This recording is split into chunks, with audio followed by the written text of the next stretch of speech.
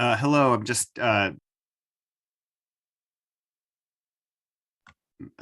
testing sound here. Can anyone hear me?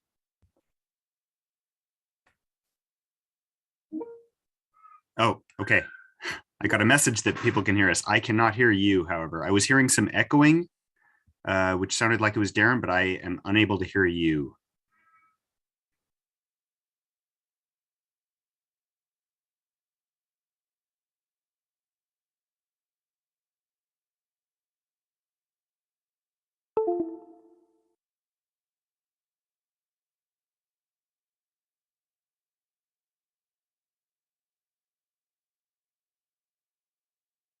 No, I don't. Okay, can you hear us now?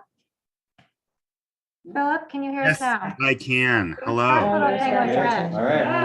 All right. Hey, listen, I know when my Wi-Fi is out, but the red light at the bottom is a bad sign. Surefire indicator.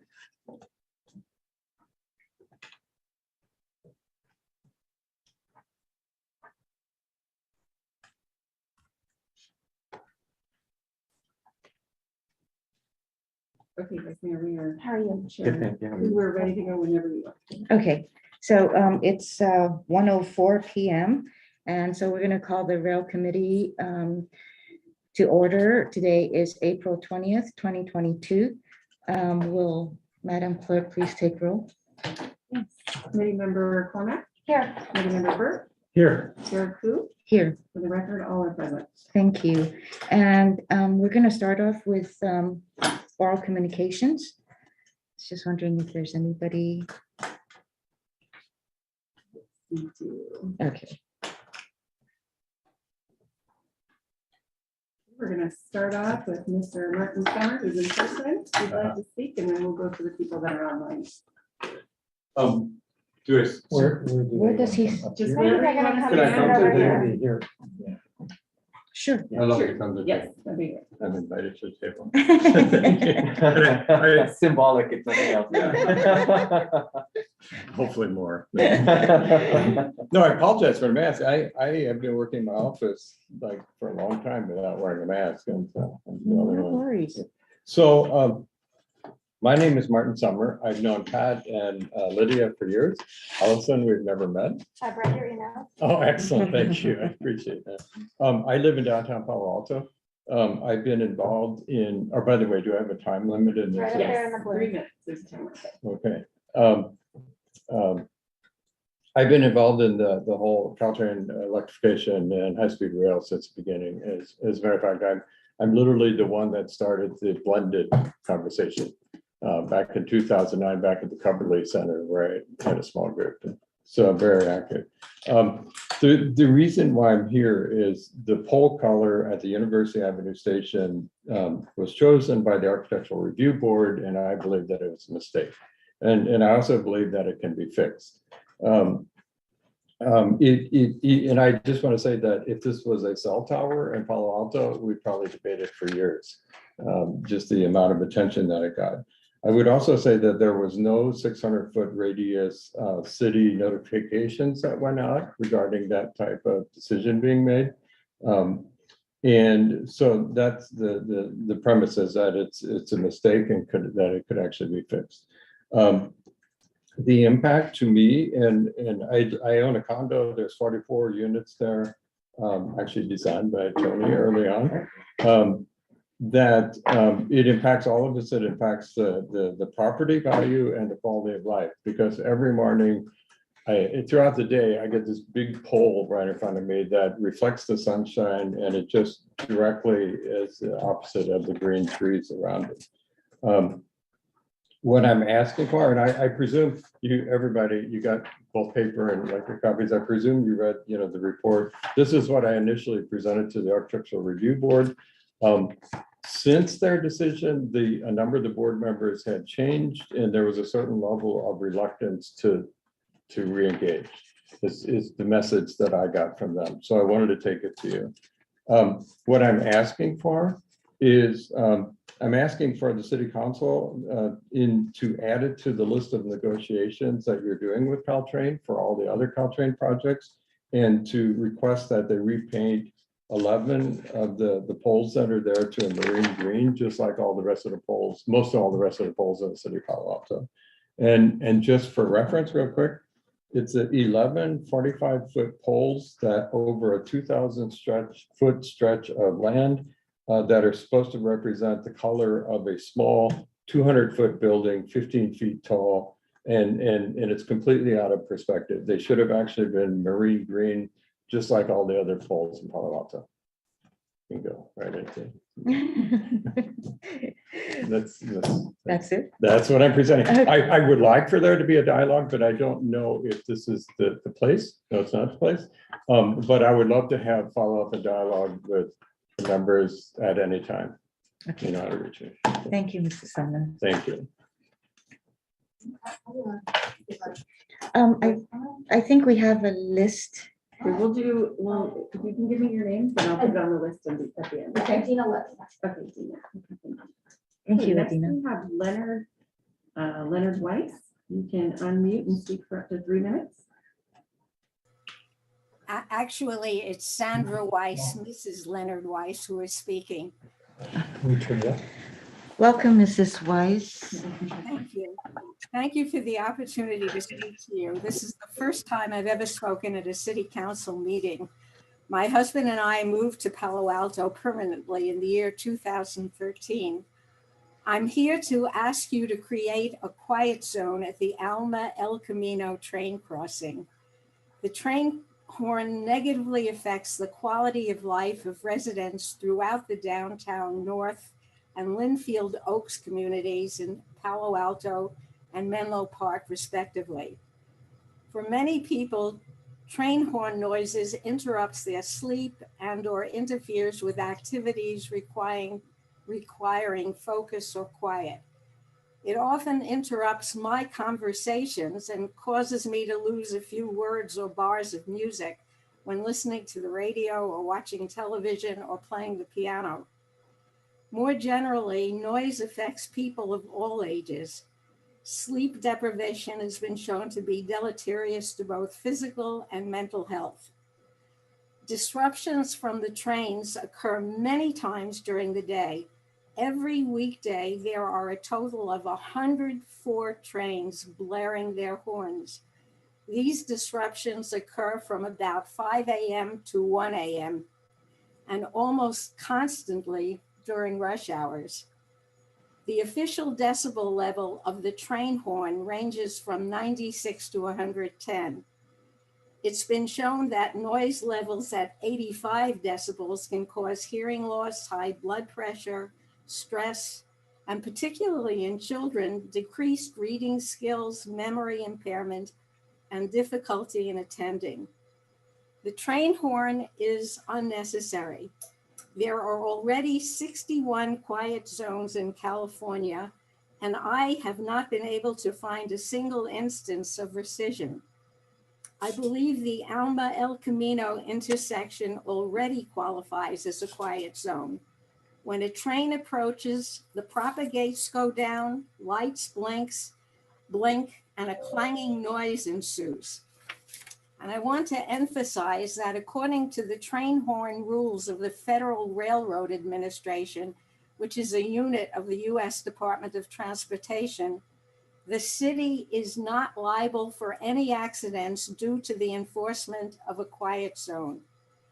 We seek council support by June 1st for the 2023 fiscal year.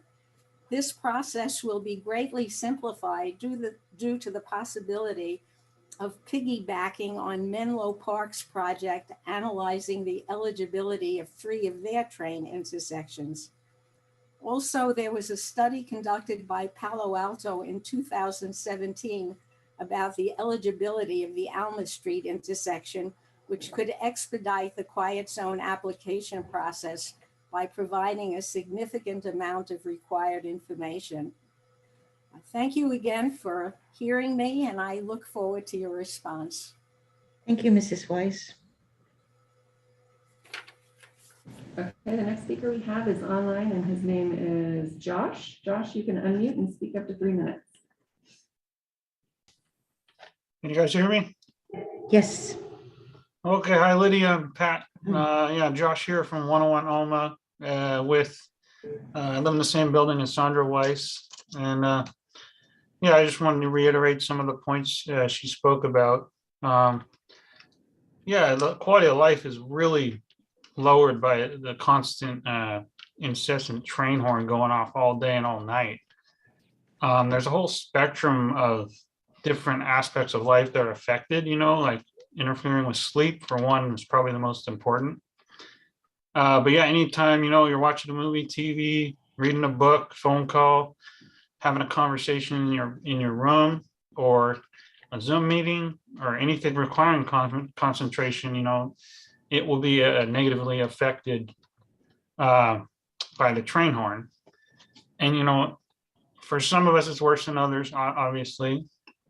And I don't know if Ashwin's going to make it today, but he suffers from insomnia, and it makes his life pretty hard to deal with that. And I wanted to read a particular, we have a petition with 219 signatures so far for supporting the quiet zone at the Alma El Camino intersection. And yeah, I just wanted to read one poignant example of a person who's really negatively affected. She says, I get woken up by the train horn every single morning when the first train passes by at 5:45, even with earplugs. I'm on the edge of a mental breakdown.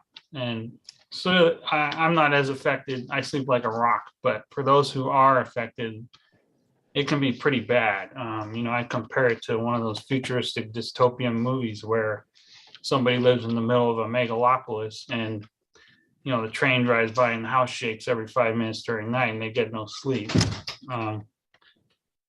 I'm on, but it doesn't show.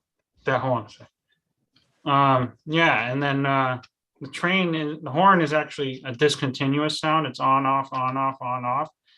And because of that property, it's very hard to tolerate.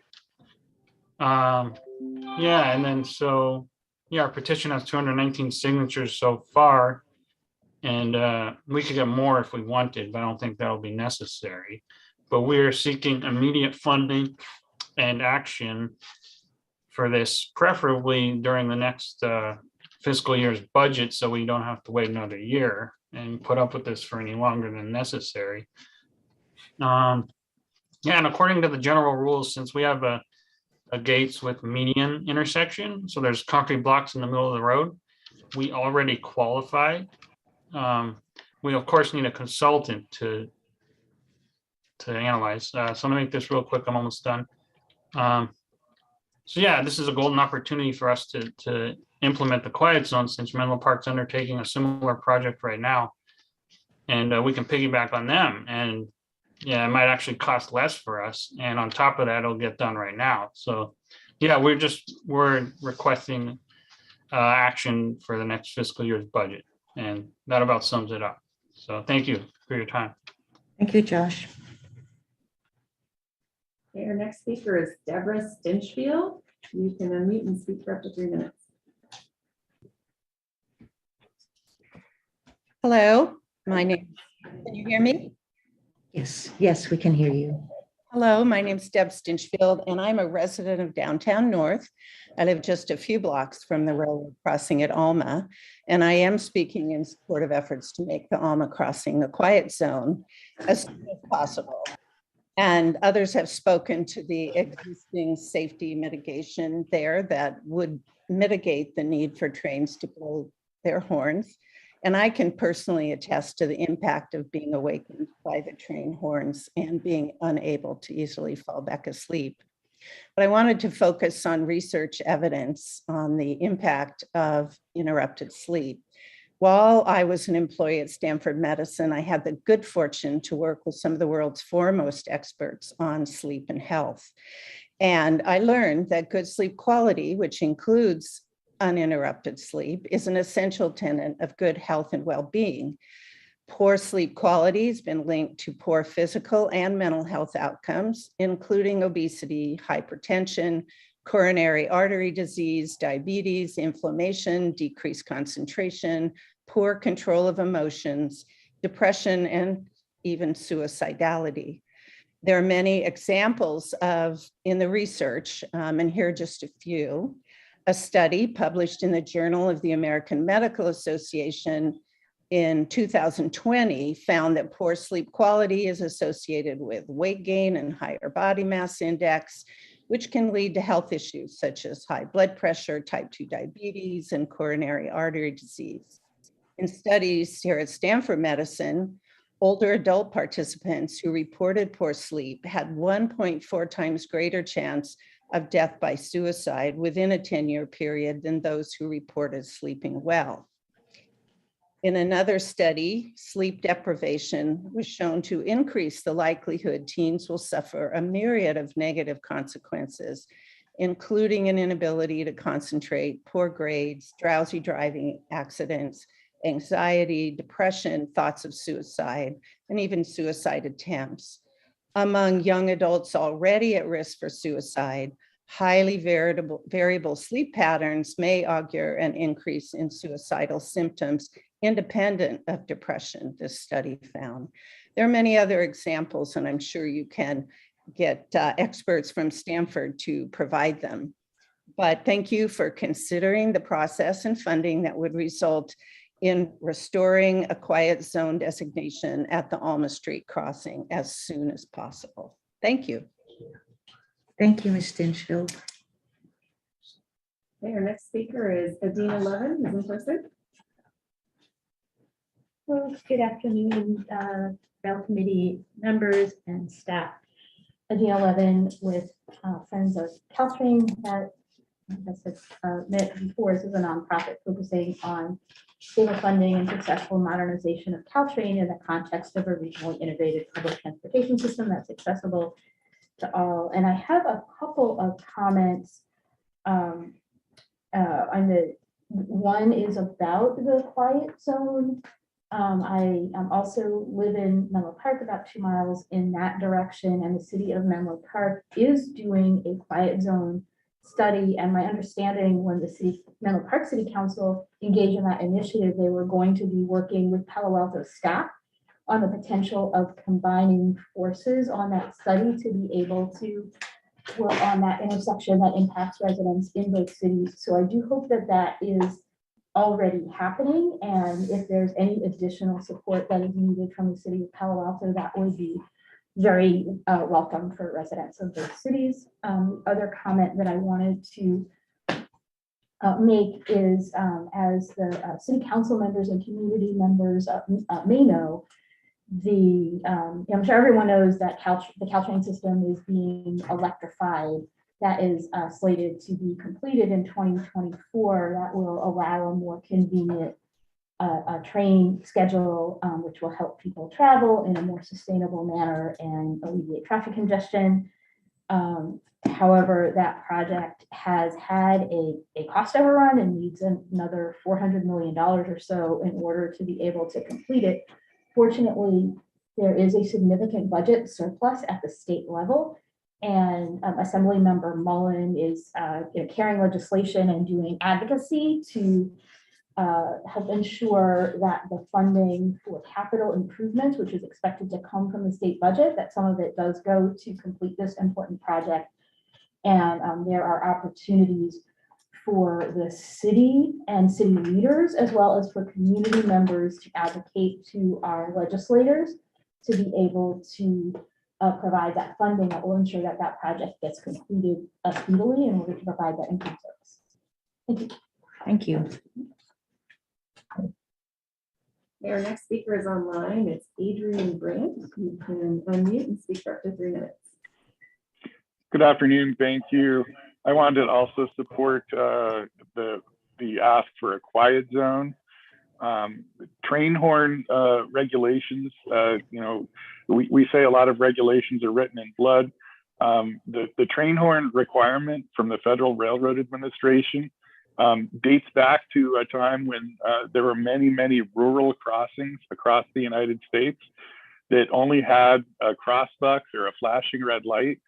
And in recognition of the fact that many modern urban crossings nowadays are fully protected with automated equipment, such as all the crossings on the Caltrain line, the Federal Railroad Administration has created a quiet zone process and an online quiet zone risk index calculator. There's many resources online.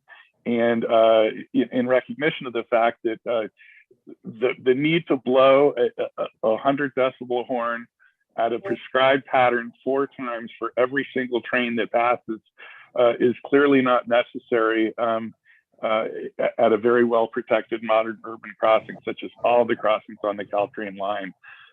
It's tantamount to having trucks and cars blow their horn every time they go through a signal protected intersection on a green light. And that is, of course, completely absurd. We would never accept it. And, this is an example of a regulation that whose time has come and passed. Train horn blowing absolutely makes sense at rural crossings and unprotected crossings, but there is little to no evidence at all that train horn blowing is needed or effective for crossings such as what we have on Caltrain. The Smart Line, a 45-mile new train line, relatively new, from Larkspur all the way up to northern Santa Rosa. That entire line was because the residents didn't want train horns, has been converted to quiet zone and has been very successful. Also, Atherton is the first and only so far community on the Caltrain line to have created a quiet zone. And that city has, members of that council have said it was quite easy and encourage other cities to do it. They've been through the process, and as others have mentioned, Menlo Park is doing a citywide developer funded study for doing a citywide quiet zone for all 4 of their crossings, and including the Alma crossing in Palo Alto. Lastly, I would also want to just point out, many people worry about safety. The quiet zone does not forbid the use of the horn. It just makes it optional and for cause, just as we do now for our cars and trucks.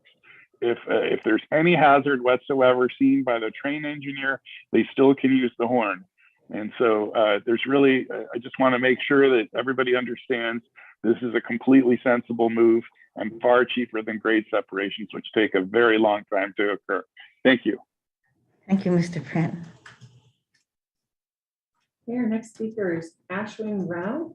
You can unmute and speak for 3 minutes. Hello, can you hear me now? Yes. Hello, my name is Ashwin Rao. I live in 101 Alma Street in the same building as Sandra and Josh. Thank you for giving me the opportunity to speak this afternoon. I just wanted to share my difficulties with sleep due to the loud horn from the Caltrain. I work for an East Coast-based company. I'm also an adjunct professor at Stanford. Since my workday starts very early, I need to go to bed fairly early, often before 9 p.m. I've found it extremely difficult to fall asleep. And on many occasions, I've also gotten woken up in the middle of the night, sometimes when the train horn is particularly loud. I also want to share that my daughters, who are aged 18 and 14, have also been suffering from poor sleep on account of the train horn. My older daughter and I have actually had my insomnia for many years, and our insomnia has got significantly worse over the 8 years we've been here due to the loud noise from the train. So this affects not just my work quality, and I do these two jobs, one Boston-based company, the other Stanford. And because my job is so intense, I find it very difficult to go through an entire day of work because of poor sleep. But it affects not just my work quality, it has affected my children's academic abilities as well. And it has caused us enormous trauma. I appreciate your understanding of the mental health challenges this causes. And once again, thank you for letting me speak today. Thank you, Mr. Rao. Okay, our next speaker is Tim Orenberg.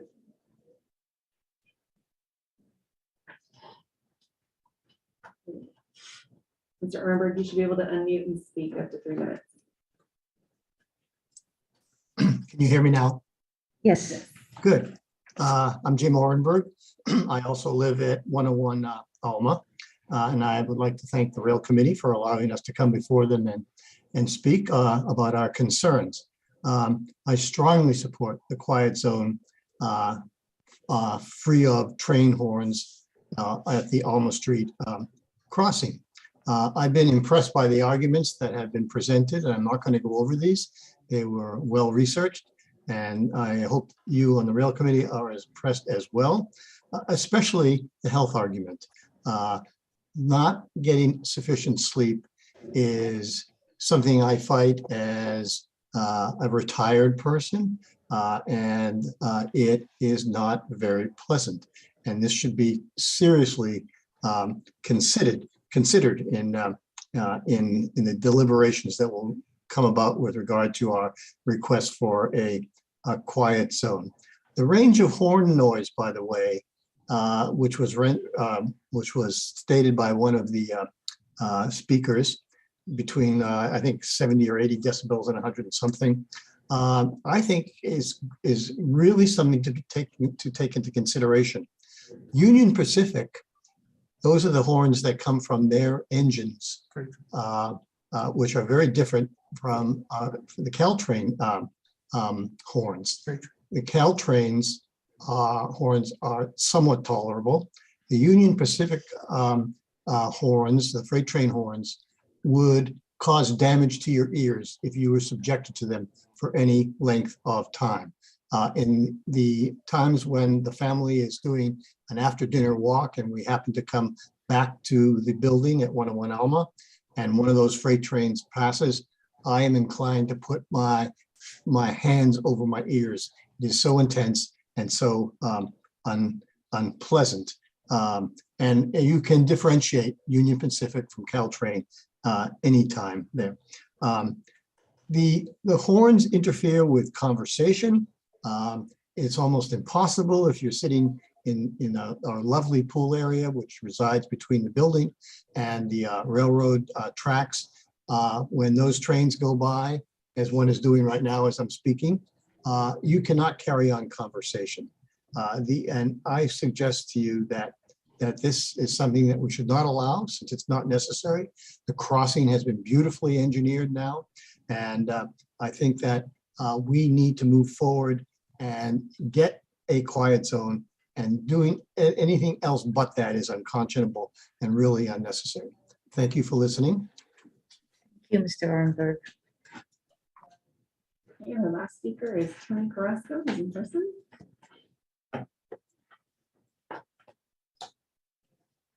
Good afternoon, Rail Committee. Thank you for taking this thing on.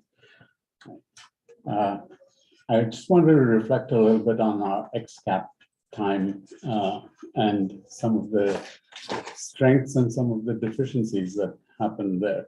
Firstly, I congratulate Ed and the staff, and Philip they did an amazing job with incredible amounts of data, just enormous amounts of data to be analyzed, and which was really pleasurable. I think though we, because of our time limits, prioritized the train geometries first, as is appropriate. The cars next, what's left over became bikes, and pedestrians were not considered, or considered to a very minor extent. So herein lies a deficiency in the kind of prioritizing that Palo Alto does. What's our Palo Alto's DNA? It's the foothills, the baylands, the open space, the sidewalks. If you look at the drawings of Palo Alto that says Palo Alto by Marguerite Fletcher, I think it's sidewalks. And if you look at the drawings they're sidewalks. It is the DNA of Palo Alto. When I came here 45 years ago, it was so impressive that Palo Alto had these beautiful sidewalks, even compared with Berkeley. So we have not been able to look at the pedestrian experience well in order to make judgments on which alternatives are best.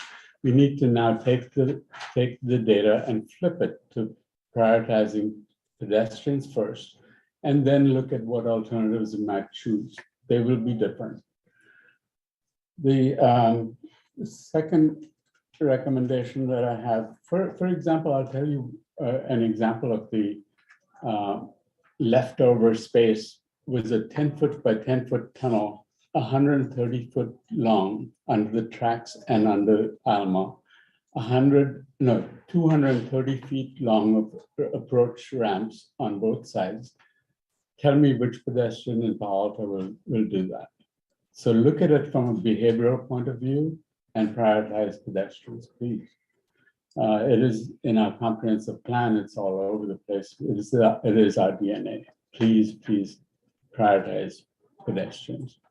It's the most democratic thing we have in our world, our sidewalks. The second point is there are hidden costs. There's externalities that we have not counted. There are costs of congestion, there are costs of gridlock, there are costs of the amount of time an alternative will take to construct these. These issues have not been considered, and I don't think we can make wise decisions based on externalities that are not considered. Thank you. Thank you, Mr. Carrasco.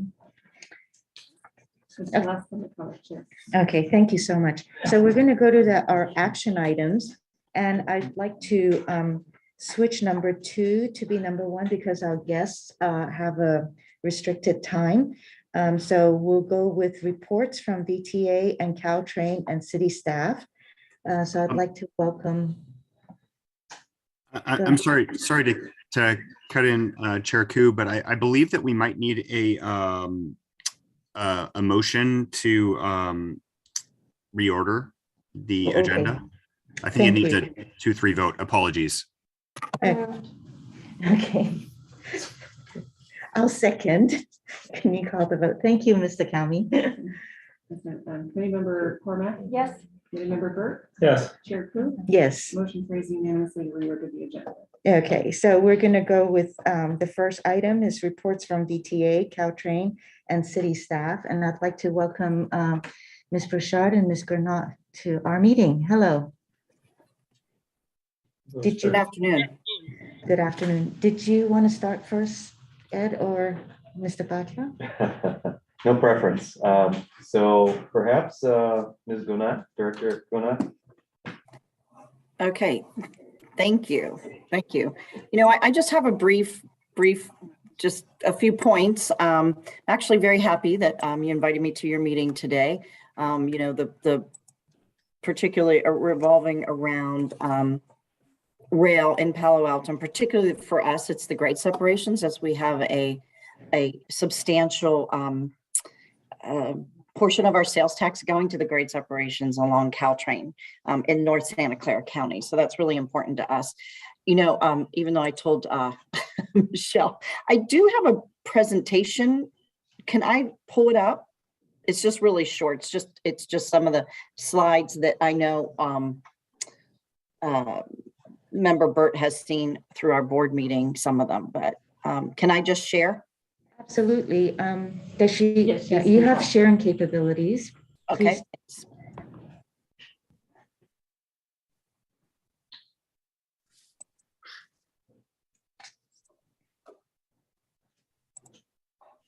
There you go. Thank you. We see it.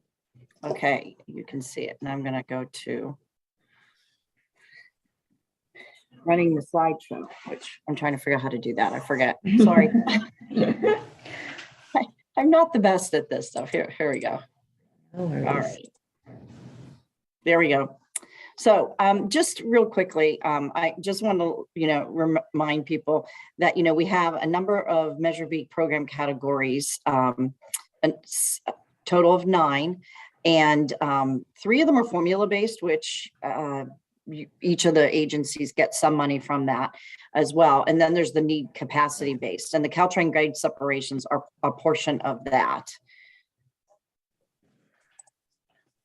In the grade separation program category, 11.11, I know it said 11.11% of the program tax revenue, or roughly what we considered at the time, $700 million, was for grade separations, particularly Sunnyvale, Mountain View, and Palo Alto. Those are the only cities with their sites eligible for these funds. We've actually allocated through our board $71 million through 2023. Sunnyvale's had $4 million allocated, Mountain View $52 million, and Palo Alto at $14 million. And so we're continuing to move that forward, that program forward as we go into the next budget cycle as well. The need capacity-based programs, this was adopted by the board of directors on May 6, 2021.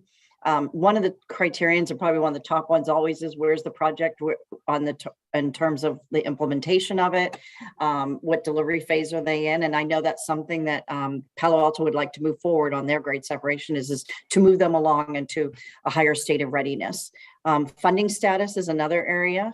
There is a match funds of 10% required as part of that, and then the partner agency and community support for the project, because what you don't want to do is have the money all in line and then there's a lot of community dissent on that delays the project, raises the costs, pulls out the schedule. So we really do want to make sure that there's been the right amount of engagement with the community and stakeholders so that we're able to move these projects forward fairly efficiently. These are the grade crossing locations. There are 4 in Palo Alto, 2 in Mountain View, and 2 in Sunnyvale. And as you know, through some of the discussions, these may not actually be full grade separations in the long run. There may be closing of some of the grade separations and maybe allowing pedestrian bicycle access. I know that's being considered both in how Mountain View is designing theirs as well as Sunnyvale. But it is an area that we're continuing to look at. I know, and I really appreciate the cities coming to an agreement on the split of the money so that 50% goes to Palo Alto with 4 of grade separation sites, and then 25% to Mountain View and 25% to Sunnyvale. So I appreciated that agreement. That actually helped us move along our ability to, when I first actually joined VTA and came back in July, that it actually allowed us to move the Measure B grade separation projects forward in our budget process. And then just the last slide, this sort of shows where each of the project schedules are based on our discussions with the cities. And so you'll see that Mountain View at the top is Castro. They've been working on that project for quite a while. Mountain View Transit Center. They're both moving along. Castro's probably moved along the furthest in the ability that they're going PA and ED, which is sort of the earlier engineering environmental documents. They're moving into design now in the PS&E phase. That's what that in right away. And that's an area they're moving into now. Then they'll do the advertisement. They expect to have the construction in 2025, 2026, depending on the ability to get the funding. Mary Avenue and Sunnyvale Avenue and Sunnyvale, they're both moving along. They're primarily about at the same stages that Palo Alto are as well. I do think there, we've had some of the discussions with them about some of these projects as well. And I've had some discussions with their city manager on these projects. And the same thing with Palo Alto. We appreciate Palo Alto's really taking the time to do a study and the PID. That's really critical in getting that community engagement and the project information and the PID document, as well as them moving it forward. So I think the cities have all engaged really well. We keep informed. You know, we try. I've been involved, if you don't know my background, was with VTA for 23 years, and we've had a number of projects, including grade separations, that we've moved forward with. And so we definitely have an ability to oversight some of this work or continue to work on it. So we are having discussions, Michelle and I, from Caltrain as to how we can deliver these most efficiently.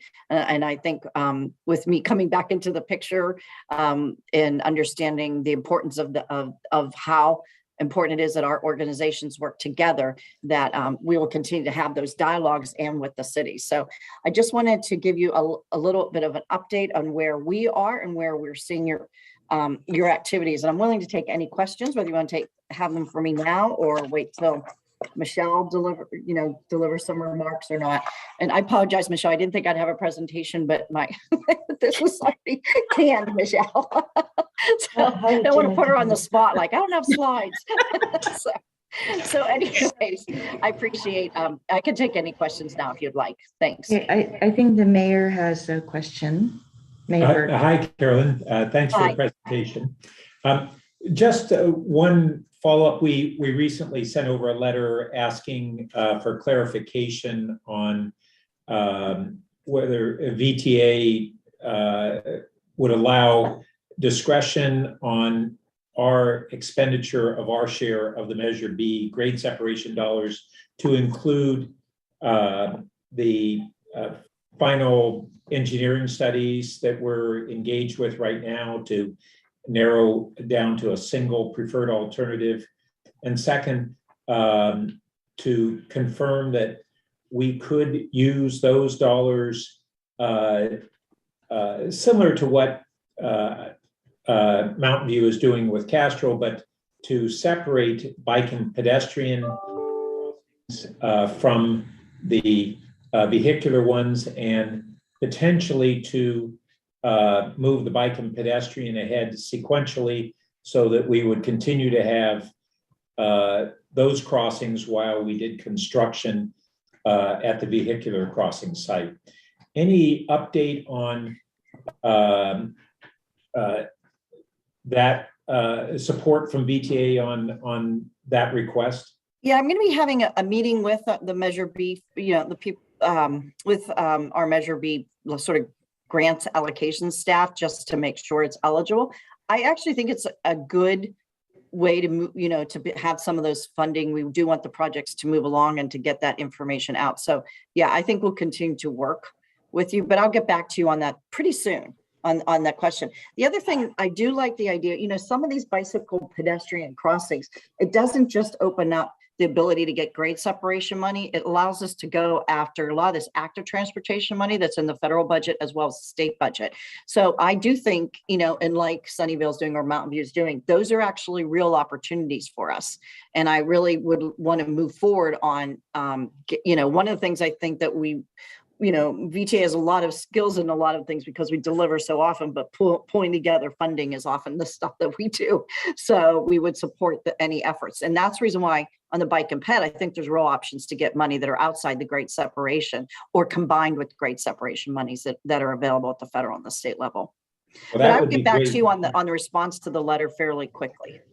Thanks, and we very much appreciate collaborating with you and your support on leveraging those dollars to tap into active transportation funding. That would be really valuable. Yeah, I think it's, we know the 700 million isn't going to cover all all the grade separation. So we are going to have to be putting together, really a funding plan for the program, but each project will have potential in various programs to be able to go after funding. Great, thanks. Councilmember Cormack. Thanks, Chair Koo. Director Gano, I just wanted to say thank you for being here today. I know you have your hands full at your agency, and I just want to really thank you for attending and sharing this update. I think we're moving forward in a positive direction, even though I see a big white blank space there at the bottom of our red section. So I noticed you didn't mention that, but again, thank you so much for being here and for your support. Thanks. Thank you. So before we take public comments, I think we'll go to Ms. Rochard, and then we'll go to public comments after that. Yeah, I was going to suggest that having both Caltrain and perhaps staff I speak might be helpful, because I understand there might be some interest in some dialogue among the three agencies. Right. Great. So I'll just jump in, Mayor Burt, members of the committee. Really, again, thank you for the opportunity for the ability to address the group today. I mean, grade separation is such an important topic for Caltrain, and also we see it as a key intersection between ourselves and the communities that we serve. This is a critical topic, throughout the corridor. As many of you know, with 150 years of history under our belts, we have a long history with grade separation. We've had 79 of 120 crossings already grade separated. And so we do have 41 left. We have 41 left, and all of them are key to the communities in which they exist. Caltrain is a willing partner with the cities to advance design, engineering, and eventual construction of the grade separation projects. We have had an active discussion on corridor-wide grade separation at our local policymaker group. Many of you are aware of that conversation. We currently have 10 MOUs with different cities along the corridor to advance projects. A couple of them Carolyn's talked about. In terms of our current plans, we've got electrification on tap for revenue service in 2024. This will increase service from what was our previous high water mark in terms of peak period service of 5 trains an hour to 6 trains per hour. Currently, it's just should be noted, we're operating 4 trains per hour, but still a very robust level of service that really, we not only want to continue to pursue grade separation discussions, but also we were out in the field with Ed Shikata just yesterday talking about how we can enhance grade crossing safety, even in advance of these grade separation projects. In terms of what our North Star is, we're still looking at the 2040 service vision that I think many of you have been involved in the business plan process, which is looking at 8 trains per hour per direction in the peak, with major terminal projects in San Francisco, down at Diridon in San Jose, and then really looking at Redwood City in the middle of the corridor. Grade separations are a key part of that 2040 service vision. It's board adopted, and we're continuing to work towards it. In the near term, we really do want to partner with VTA and with Palo Alto to continue design, review, and analysis of either your grade crossing alternatives. And I think looking at the MOU process as also a way to kickstart that could really help to get us involved. We've been spending the last year during COVID, doing a lot of pivoting, like, VTA has been doing in terms of service provision. We've been looking and pretty successful in retooling our rail development group, which is the group that's involved in designing and construction. It has been mentioned, I think, in this group that there was, a larger grade separation study that looks to be started soon. We had that on pause, absolutely. Lacking the resources to be able to do it. We're just now kickstarting the technical part of that study that will help to firm up standards. That will help with any community that wants to pursue initial design work to look at alternatives. I think what we also would like to throw out there in terms of our discussion with the city is if there are any key questions that need to be answered up front, we would be happy to entertain those.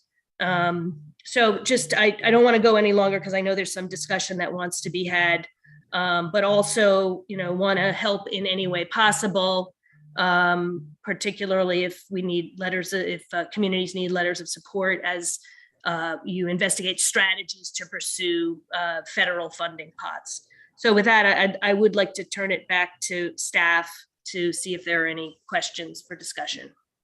Thank you very much. If I might suggest, just based on some previous conversations, that it might be helpful at this point to actually pursue that point that Michelle just raised with respect to how we might best partner in order to pursue funding, particularly federal funding for the city's grade separation projects. That might be one that General Manager Gonod might be best positioned to help us consider. They cannot hear me. Ms. Gonod? Yeah, so I wasn't sure if that was a question. That was a question or a statement. Yeah, I think we are. Right now, I'm looking at all the funding pots. I actually have a. I actually did a session internally right now that brought in our federal lobbyists. We have 2 federal lobbyists and a state lobbyist with all my team, and we did one. We spent all day going over sort of the various programs that we have, and we spent some time on this great separation one. So right now we're working at where we can. We're asking for earmarks through the legislators right now. Granted, the earmarks are pretty small, but we're continuing to look at the funding there. And then we're looking at what programs we could fit into. I mean, all this would be done in conjunction with Caltrain and the city, which, where we're going. Sometimes it will be worth, if it's possible, to get money for, say, the entire program and put it towards the program and split it. Or there'll be times where we'll want to specifically focus it on a project based on how that one project meets the criteria to go forward. So I think that's something that we'll continue to do. I think these early planning activities that you're doing and some of the early design work, really you want to get your project shelf ready. And I think that through delivery, because then you're much more likely to get funding. So oftentimes the ability to get them ready, and I know that you've taken some actions already, I think are really critical for us, because much of the time it is about how fast can, there be a ribbon cutting and those types of things. So we do need to work forward on work towards that.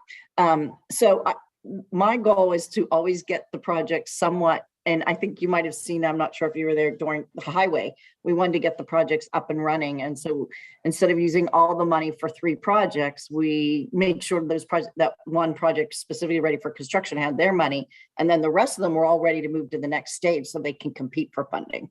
That's really critical. And that's what we're trying to do, is get all these projects in alignment for funding. Turn back to you, Sharon. With that, I think we're going to go to the members of the public for their comments. Okay, so we're going to do 2. How many? Do you know how many we have for one? So one. We'll do. Sorry, we have 3. So 3. So we'll do 2 minutes.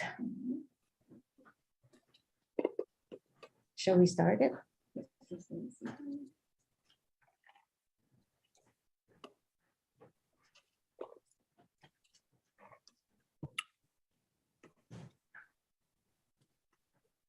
Okay, our first speaker will be Elizabeth Alexis.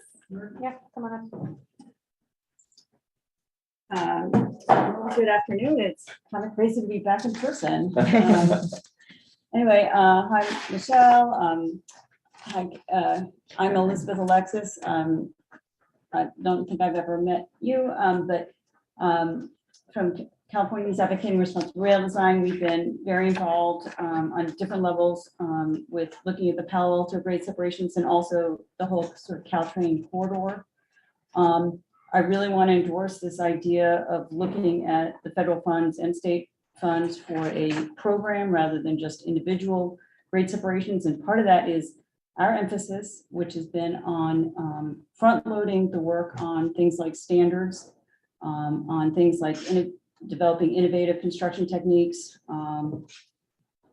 forwarding thin bridge designs, all these kinds of things that right now are not really part of the Caltrain standard designs. And I think cities, because of this desire to get to that ribbon cutting, sometimes they decide they're not going to fight those battles, and it's easier just to get another $50 million to do a more expensive overbuilt project. But I really would like to find some way that Michelle, working with the different counties to really front load that work. And instead of it being exceptions, I mean, the whole corridor, we're dealing with very constrained circumstances. So every grade separation is going to be an exception. So if we had those as the designs that we started with, I think we would get, we could have cheaper projects. The whole program would come in, faster. And I think we would have better sort of built environment when we're done with this. Especially going back to all these things that, as you know, the grades and the clearances, and then the thin bridge kinds of designs, as well as looking at these innovative construction techniques, which would mean that you may want to combine something like Mountain View's projects with a Charleston project if we're both doing underpasses, because you can reuse a lot of the same equipment. So just again, how can we get, we've got all you guys on Zoom right now, but I know you're all thinking about this, but this is a lot of time, a lot of money that could be saved if we could find some way to push this as a program and really push on getting those standards and those designs developed now rather than later. Thank you, Ms. Alexis. Thanks. And we're going to stop taking public comments after Naya. Your next speaker is Phil Burton.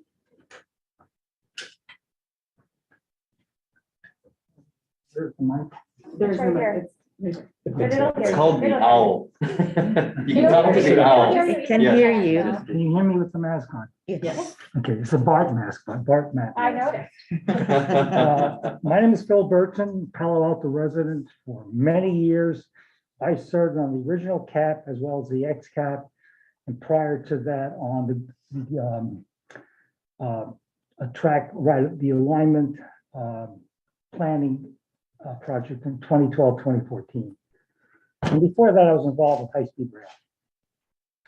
The reason I want to talk to you today, I did not expect that Elizabeth would be teeing up what I wanted to say, but she did. So to further some of her points, one of the poorly understood issues is the Caltrain engineering standards that had the consequence of raising our construction costs because of the presumed maximum speed of freight trains. Without going to all the details, the faster the freight trains run, the longer the grades have to be. It turns out that if you slow the freight trains down by not that much, from 50 to 35 miles an hour, assumed maximum, you can cut the length of vertical curve, that's the ramp, in half, and that has huge impact on construction costs. The second thing, when Elizabeth was talking about construction techniques, she didn't specifically mention jacked box or box jacking. This was first done in Italy, I think in 1979. It's been done in probably close to 2,000 projects worldwide involving rail and other forms of tunneling. It has the potential, I want to say, because it hasn't been understood, to really reduce the construction time if you're building an underpass, for example, at Meta or Charleston. And the engineering consultants, AECOM, seemed to poo-poo that project, even though another part of AECOM was very actively involved with designing jack box for the Long Island Railroad third track extension. And the Long Island Railroad is the country's busiest commuter rail line. But what they managed to do with jackboxing was shut down the railroad for just one weekend, several weekends, to do the entire underpass construction. So those should be, those are general points to bear in mind. They're not specifically to one alternative or another. Okay, thank you very much. Thank you, Mr. Burton. It's nice to be back. Our next speaker is online. It is Adrian Brandt. You can unmute and speak for 2 minutes. Yes, thank you. Thank you again to Elizabeth and Phil for stealing my thunder, but I was going to speak about essentially the same subject. It's entirely within Caltrain's power to revise its engineering standards to both ease the maximum preferred gradient of only 1% that is now in place. It is of no difficulty whatsoever for its trains to handle grades of 2% or even more, especially the new electrified equipment has tremendous grade climbing ability and handling, and indeed is used on much more aggressive grades. There's thousands of the same trains that have been produced and are in use in Europe. Really, the very conservative grades and the vertical curvatures that Phil just talked about are I think, to appease, I believe, Union Pacific, who has freight rates to operate freight trains on the peninsula. And it is something easily surmountable with either adding an extra locomotive for their freight trains, running shorter freight trains, and as Phil very correctly pointed out, just the lowering the freight train speed limit will shorten the vertical curves, and increasing the maximum grades to say a 2% or so could dramatically reduce the ramping distances of grade separation designs up and down the peninsula. And cumulatively, it represents a cost savings of potentially billions of dollars, because not only are the ramping distance shortened, there are more alternatives possible that are feasible to build as soon as you have shorter ramping distances. So it opens up a world of possibilities. This is like free money. We talk about trying to find federal money. This is free money. It is in the hands of Caltrain, and it's of utmost importance that we address that as soon as possible. There are letters going back years in the past from mayors of San Francisco when Ed Lee was still mayor, from San Jose, and other officials who recognized this issue long ago. It's long past overdue for Caltrain to take this issue on. Thanks. Thank you, Mr. Brandt. Okay, and our last speaker is Nadia Nayak. You can unmute and speak for 2 minutes. Hi, everybody. I'm sorry I couldn't be there in person today. I'm homesick. But I did want to thank Michelle and our person from BTA, who I have not met, but for coming today. As you'll see, Palo Alto is a nerdy bunch, and we're getting into the nitty-gritty details that maybe you weren't expecting. But really, it represents kind of some years of pent-up anxiety about trying to get through this stuff. I just want to reiterate what was said by the past 3 speakers. Palo Alto is really being held up by these Caltrain standards, and I know obviously COVID threw everybody off course, so no fault to the speed at which Caltrain's been able to handle this. But really, this is a defining factor for Palo Alto, because unlike other cities, we can't just throw money at the problem, because we have too many crossings in too tight of a fit. And one of the things that our group was, I was the chair of the expanded community advisory panel. The one thing we focused on is those changes would represent not only open up the types of alternatives that Palo Alto could get these projects completed with, but also save millions of dollars even for existing projects. They could cut costs off the Broadway projects in Burlingame. This could cut costs off of Mountain View and Sunnyvale's existing projects. And so again, to what Adrian is saying, it's kind of free money being able to fix these things. I really want to support a concept that has been brought to LPMG before, which is to have a subset of the cities working on grade separations to do a technical advisory group. Call it a support group for those of us who've had to outsource our work to AECOM. I think we can do a better job, and I really think that that's a place where we can save some money and do some smart thinking. I also really want to support what was said about having VTA help us chase some federal dollars, particularly for the bike ped projects. We're going to need to do those bike ped tunnels before we build any of the alternatives, no matter what. And getting that money faster and working on those things and front loading those things are good for the community all around. So thanks again for your support. Okay, thank you. We'll come back to the committee. I'll open it for comments and questions to my colleagues. Mayor Burt. Well, thank you. So thanks to both directors for joining us today. I want to follow up on the important question around the sequencing of us being ready with a project that we've selected and is far enough in the process that we would be more eligible for funding. And in particular, we, in the last month, had this kind of a mad rush by MTC for submittal of projects for the bipartisan infrastructure law, or the BIL, the big federal funding, which is a significant new pot of dollars that has only recently arrived. So my understanding is that they selected 6 different grade crossings, none of which were the 4 that were in Palo Alto, in part because they put criteria that was emphasizing how far along they were in the planning process. None of them were quite shovel ready, but which were closest to shovel ready. And then they also looked at the safety risk ranking and used the CPUC criteria. But my understanding is that projects, cities only submit their projects to be on that list based upon being far along in the planning process. And if you're not at that point and your project is there, and it was previously, that list was really for Section 190 state funding, which is a fairly small pot of dollars, $15 million a year, I think, in the whole state historically.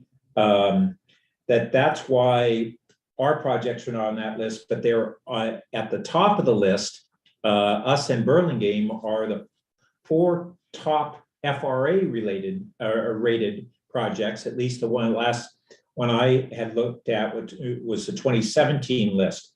And so I think there's a misconception on what should be used as the criteria. If we really look at the highest safety risk locations, we have numbers 2, 3, and 4 in the entire state of California. But also the MTC had not, to my knowledge, made us aware that, and it had made other cities aware that the BIL funding can include for planning. It's not just for construction. And so projects that are not at the project selection standpoint could be eligible for that. And lastly, that we don't have to go through MTC for submittal of those funds. The implication was that we had to go through them, but apparently that's not what's in the federal criteria. So either way, it goes back to, we still need to accelerate our final selection of preferred alternatives. And as was stated earlier, we appreciate that Caltrain's been going through all the disruptions of the last couple of years, as well as other challenges, but we desperately need this. Really, for 3 years, we've been waiting on this selection of the engineering design standards. There was previously discussion about, well, the cities would submit a project with requests for specific exceptions, and then an understanding that instead Caltrain was going to go at this systematically, which seems like clearly the right way to go. And these include things like, we heard speakers talk about both vertical curve and vertical grade, but so people understand those aren't one and the same. The vertical curve is how much of a transition, that the train goes from the flat to the grade, and then the grade is how steep the trains can go once they've made that transition. But we also have construction methods that can significantly reduce the requirements. I know that Caltrain is also looking at clearances that standards that need to be updated. And connected with some of this on the vertical curve, as was stated, is the issue of freight speed. So we really need to understand what negotiation is possible with the freight carriers. They have certain rights in the corridor, but those rights aren't infinite. Those are within boundaries, is my understanding, and we need to understand what can be negotiated to take out perhaps hundreds of millions of dollars at a minimum in the corridor on the costs of these separations, perhaps into the billions of dollars. So that's all lead up to Michelle appreciating all that you guys have been going through. How can we kickstart this process, including what we had tentatively agreed on last year, that we create a committee of those cities that are actively working on grade separation, so that we sit down together with Caltrain staff and proceed on this, as opposed to us as individual cities coming to you. So kicking it back to Michelle, if you could give us any update on how we can begin this process and the time frame that we can get this moving on, so that it doesn't jeopardize our eligibility for federal dollars. Yeah. Thank you, Mayor Burt. I appreciate it. Secondly, I really appreciate all of the comments from the members of the public. No surprise in any of them. And also they are the topics that you talked about in terms of the vertical curves and other issues that could lead to more streamlined construction. Those are the things that we do want to kickstart as part of pairing off a front end portion. I think it was Adina Levin that talked about this most recently with us, pairing off a technical review portion that is geared toward constructability of what we're looking at as a larger corridor wide grade separation study. As you pointed out, we also have clearance, and when we talk about clearance, we're talking about electrical clearances, because that's the new element that's going to be active and is going to be needed to be contended with during construction. So to give a very short answer, because I realize that Palo Alto and other communities have been very patient during COVID, and there's no secret that Caltrain has had to reprioritize. But as I mentioned, we have been retooling our development and engineering team. We are looking to kick off imminently the clearance work, and that I understand is a 5 to 6 month effort, but in a parallel path, we are scoping within the next couple of months the technical work that you talk about, to really take a look at constructability issues.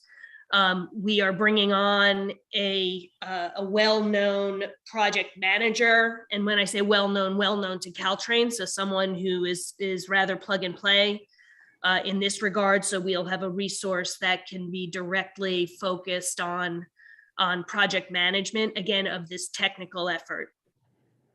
I am intrigued to understand the concept of the community technical review. I would like to beg your patience on that, to understand perhaps offline what the concept is on that. I think when it comes to looking at, Caltrain standards and the technical work, we might want to get a little bit of wind under our sails in terms of getting the work started. But honestly, I would like to understand a little bit better what your thoughts are in terms of the technical review. This is the first. This is the first I'm aware of it, but just because I haven't been closely involved in the previous discussions at this body. One other small follow-up. Has Caltrain considered applying directly for some of the BIL dollars for this planning process for yourself, for the systematic planning and review of engineering and design standards, and whether you would be eligible for that and whether that would be helpful? Yeah. So, so the really good news on that is money is not the issue with this planning process. We do have planning money set aside, and we've got money set aside to complete the standards and sort of other technical constructability work that we're looking to kick off. So the money part is not the part that was holding things up. It's our ability to prioritize and get experienced project management on board. I think we are in the well along the process of getting that back to a focus on the grade separation program, and we've identified resources. So I think that is something that is really looking up. Let me put it that way. Great, and I'll just piggyback on one other comment that was made by a member of the public, is that part of the problem in Palo Alto is that we are amongst, if not the most constrained corridor in the system between San Jose and San Francisco, which makes all of our design issues more difficult. It's both the width of the corridor being very narrow and the development on either side of the corridor limiting our possibilities, and so that's what accentuates our challenges. And I'm not sure it's always understood that it's not just a question of coming to a simple solution, that the solutions are more complex in our physical environment. So thanks again for those comments, and we'll look forward to following up with you on that. Yeah, if I could make one more comment, because Mayor Burt, I mean, I just had a review with my team around the San Francisco Bridge and its proximity to Alma, and so the constraints in the corridor are completely understood by staff. So I want you to know we've got that front of mind. Thanks. Sorry, Chair. And that's not just the width of the corridor, but the tree. Yeah, the tree. Which is the not often appreciated. It is under the state list of historic landmarks. It is number 2 in the entire state of California. I know Ms. Granat needs to be off by 2:30. So if there's anything that, Ms. Granat, would you like to say something? I saw your hand up. Well, I was just gonna make a comment,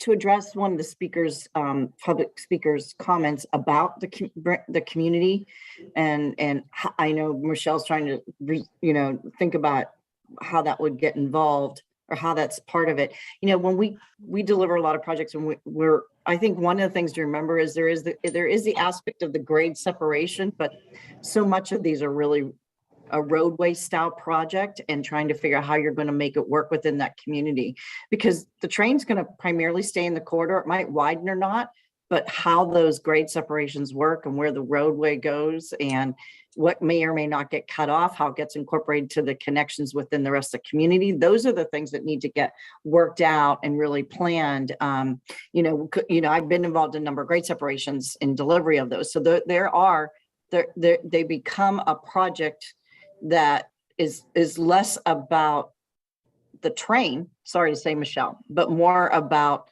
the connections that you're trying to make and not lose while you're providing a safer connection. So I think it's really important to continue to take a look at that and focus on that as well.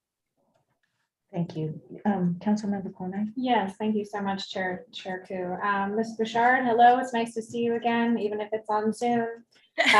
Thank you for your comprehensive answer to Committee Member Burt's questions about engineering standards and listening to the public about the city technical group. I think the other one that I haven't heard you touch on is construction coordination. So, every time we go through one of these large projects, we learn a lot of things, and I wondered if you could touch a little bit on any preliminary thinking you're having about how we could coordinate construction up and down, at least with our immediate neighbors.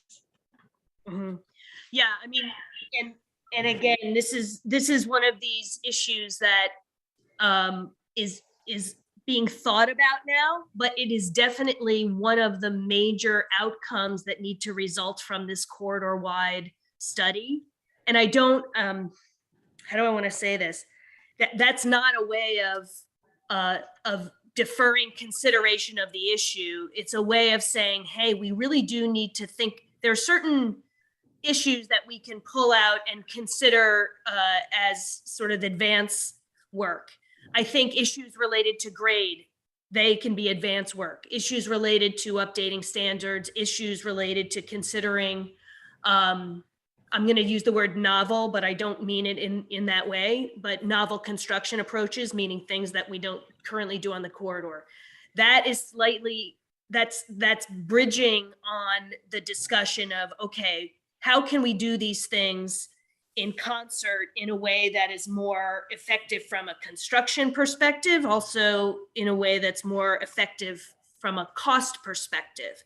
And so that's something is absolutely going to be something that is considered as part of the larger study. And I would honestly, I have to get back to the group with the time frame of that larger body of work. Again, I don't anticipate that it will be over the course of, that's not going to be a study that lasts several years by no means, but it is going to take a little bit longer than a few months. And that is honestly where we're going to be considering those issues. If there are upfront issues that need to be considered, like as an example, I'm using this as an example, which is the San Francisco Creek Bridge issue. Yeah. Which is adjacent to Alma, and we understand that the tree is there. And so what we've actually done there, as an example, is done a lot of work on the bridge itself to understand the lifespan and what we can do in terms of, lengthening that lifespan to be able to have it correspond with whatever might want to happen forward with the bridge. Then how can we do that in a way that doesn't preclude or doesn't hem Alma in terms of its elevations or other aspects of the design of the grade separation? So it's a long way of saying, from a corridor-wide perspective and larger chunks of right-of-way, we really want to focus on that in the larger study.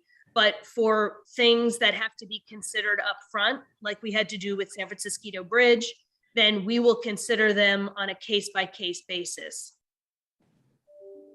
Okay, that's helpful. And you haven't even touched on the fact that there are so many jurisdictions of the San Francisco Creek Bridge, which is yeah, we'll just leave that aside for now because that's not a technical problem. Well, no, but it's true. The team has recognized all those. I got this presentation and I was like, oh my gosh, it's there are more than 3 dimensions involved there. It might be why that section is still white on the bottom of Ms. Gano's spreadsheet.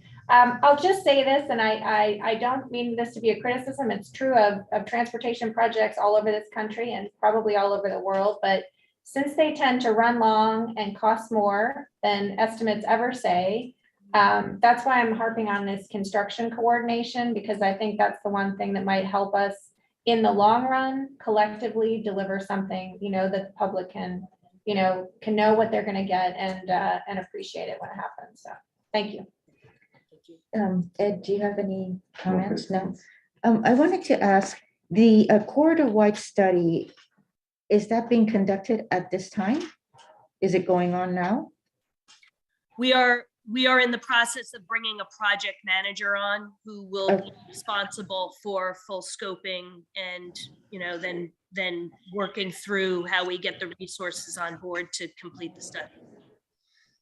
And is that going to be part of the rail development group that you mentioned?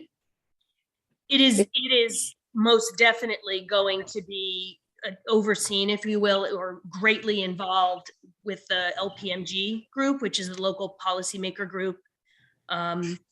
It's an oversight group that has been used for the electrification EIR and many other corridor-wide issues that get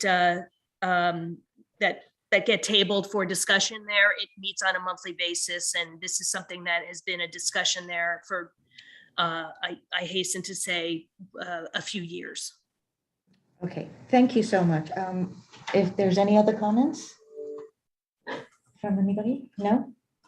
With that, I just want to say thank you very much for your attendance here today and for your presentation. And really glad that you were able to hear some of the comments from the members of the public and how they are very eager to get this going. Thank you again. Thank you. Okay, so, Thank you. oh, Philip, I'm so sorry. Mr. Kami has his hand up. Thank you very much, Chair Koo. I'm not sure if we could move to staff updates now. Yes, sure. So with that, perhaps, General Managers Gonan and Bouchard may need to leave. So thank you again. Thank you very much. Thank you very much. Thank you so much. I'm sorry, I didn't see your Are we hand. still on item 2? Yes. Oh, okay, I'll try and keep this quite brief. Apologies. I'm Philip Kami, Chief Transportation Official. Hopefully I won't have any interruptions today because I'm off on spring break with my kids. I've got a sleeping kid in my arms actually. But I just really, I think it's really important that I follow up on the public comments that were received regarding the quiet zones. And I just want to confirm that the Office of Transportation is currently in coordination with the City of Menlo Park on studying quiet zones. And in particular, they have an RFP that is out right now to perform the initial study. It's out to bid right now.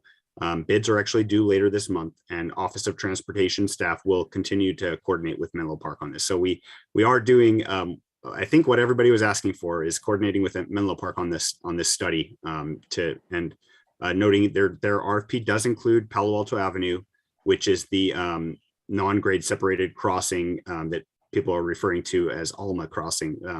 Trains have to honk their horn for Palo Alto Avenue. You've discussed just really briefly on funding. You already discussed the BIL, but I just wanted to note that staff was already aware and actually working towards applying for those grant fundings before the MTC BIL process started. So we're continuing to look at that and determine whether our projects are at a state of readiness and would be competitive and it would be a worthwhile for us to submit grants. And we have a consultant that the city has obtained that helps with dealing with grant processes and applications and identifying the correct funding sources to apply for. And then last, I just want to note that the Office of Transportation, following up on submitting that for the BIL process, we submitted applications to VTA for the Major Project Advancement Policy, which is called MAP. And MAP is a policy component for the implementation of Plan Bay Area 2050, which is separate from the BIL strategy, although the MAP may actually feed into future prioritizations for federal funding sources, including the BIL in the future. So it's a process that's coordinated by VTA, submitted to MTC, and then just to note that Caltrain grade separations were included as one of the candidate projects on the MTC request letter. So we'll follow up with more information on that as we have it. Thank you. Thank you very much, Mr. Kami. It's good news to hear about quiet zones and that you guys are already working on it. Okay, anything else on this? If not, we're going to move to item number 1, which is now item number 2, and that is to discuss City Council referred item related to prioritizing, sequencing, and adjusting the scope of work for additional studies. We have a brief task force. Good afternoon. Good afternoon, committee members.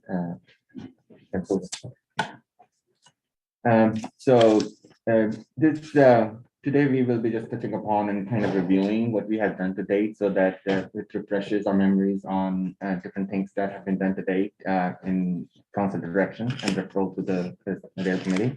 So with a brief introduction and review of the additional studies, we'll open it to the public comments and then we can come back to the committee for discussion and direction from the committee. Next slide, please. So as we all know, the purpose is that we would like to discuss further action on the scope of work in prioritizing, sequencing, and adjusting the work that for additional studies that is required for us to pursue forward on the Churchill Meadow and Charleston Road crossings. And we would like to see that direction, and with the direction from the committee, like to proceed forward with the consultant work and kind of getting the negotiations with the scope of work and final contract amendments that we can take it to the city council. Next slide, please. So just to refresh our memories, we were looking at the council directed us to do those 4 additional studies, scope of work from the consultant. That was for the design refinements of underpass alternatives, preliminary geotechnical investigations, additional outreach, and a second opinion of the cost estimates.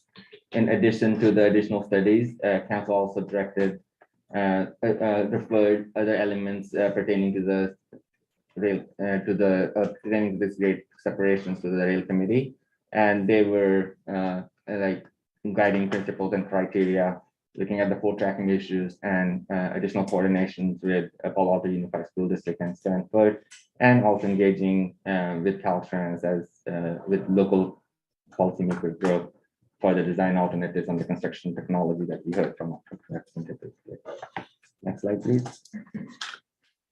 Also, in addition to the grade separation element, we talked about a lot of east-west connections on the right-western crossing along the entire corridor, and so there were referrals to the bicycle and pedestrian plan to make sure that they are integrated well into the bicycle and pedestrian plan, and possibly be ready for future advanced transportation planning, as well as funding, like BTA general manager mentioned earlier. Next slide, please. So just to touch upon the design, brief scope on the underpass alternatives, what was included was to engage with the community and get the feedback, and then enhance alternatives and exhibits and renderings, and as well as cost estimates. So as part of this design refinement, we would look at the right-of-way, bike and pedestrian, as well as other elements where we could improve upon the design of these grade separations for underpass and partial underpass alternatives only. Other alternatives were kept as is. So, next slide, please. For the preliminary geotechnical investigations, usually the geotechnical investigations, as we previously mentioned, are done at a later stage, but in this particular situation in Palo Alto, because of the high water level conditions, we would also look into some additional studies to see how the existing data in the other studies that are available, as well as some additional field data that we could conduct to find more about any conditions that could change our assumptions or to confirm our assumptions and the costs that were associated. In addition, the scope also includes like a preliminary level of review of jackboxing method, and to see if that has any merit that we could look into for our these partial these projects. Next slide, please. There was some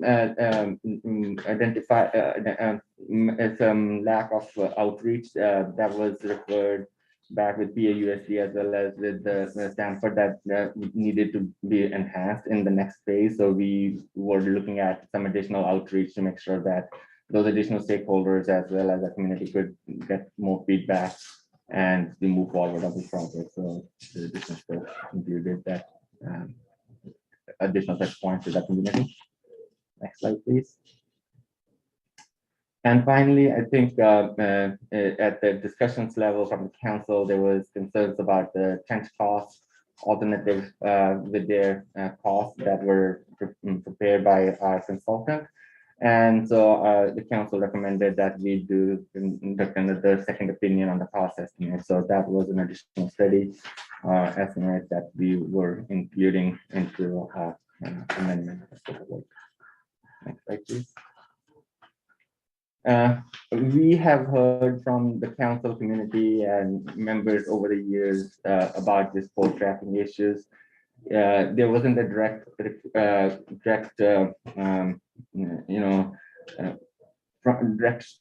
direction from the council on performing this study at this earlier stage. However, it was recommended that we coordinate with LPMG and other Caltrains directly. But as a part of overall scope, we included this as an optional item in the consultant scope, and keeping in consideration that if needed, we could expedite and deliver this if council as real committee recommended that we proceed forward with that.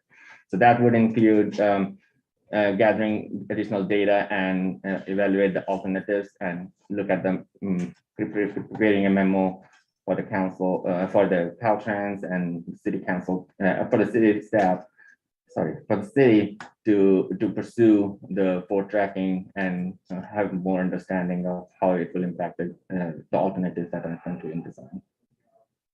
Next slide, please.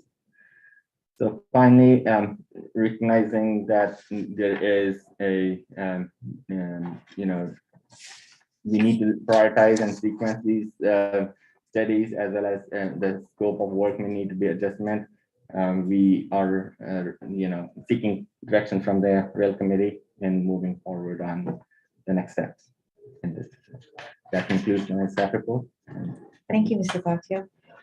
May I ask a quick clarifying Sure, question? please. I'm confused on slide 10, Mr. Bhatia, the part at the bottom. So this is about the precluding the tracks. Wouldn't it be if they are precluded that would potentially eliminate one of the alternatives, not if they were not precluded?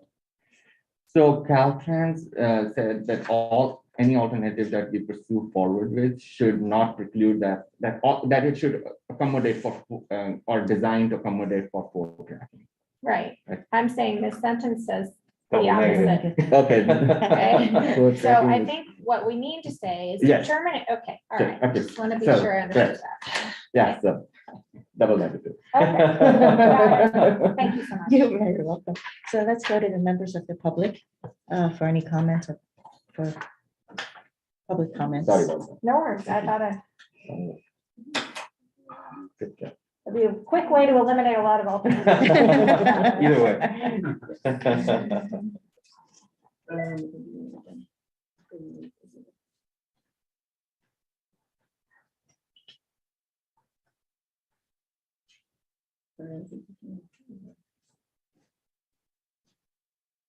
Several members.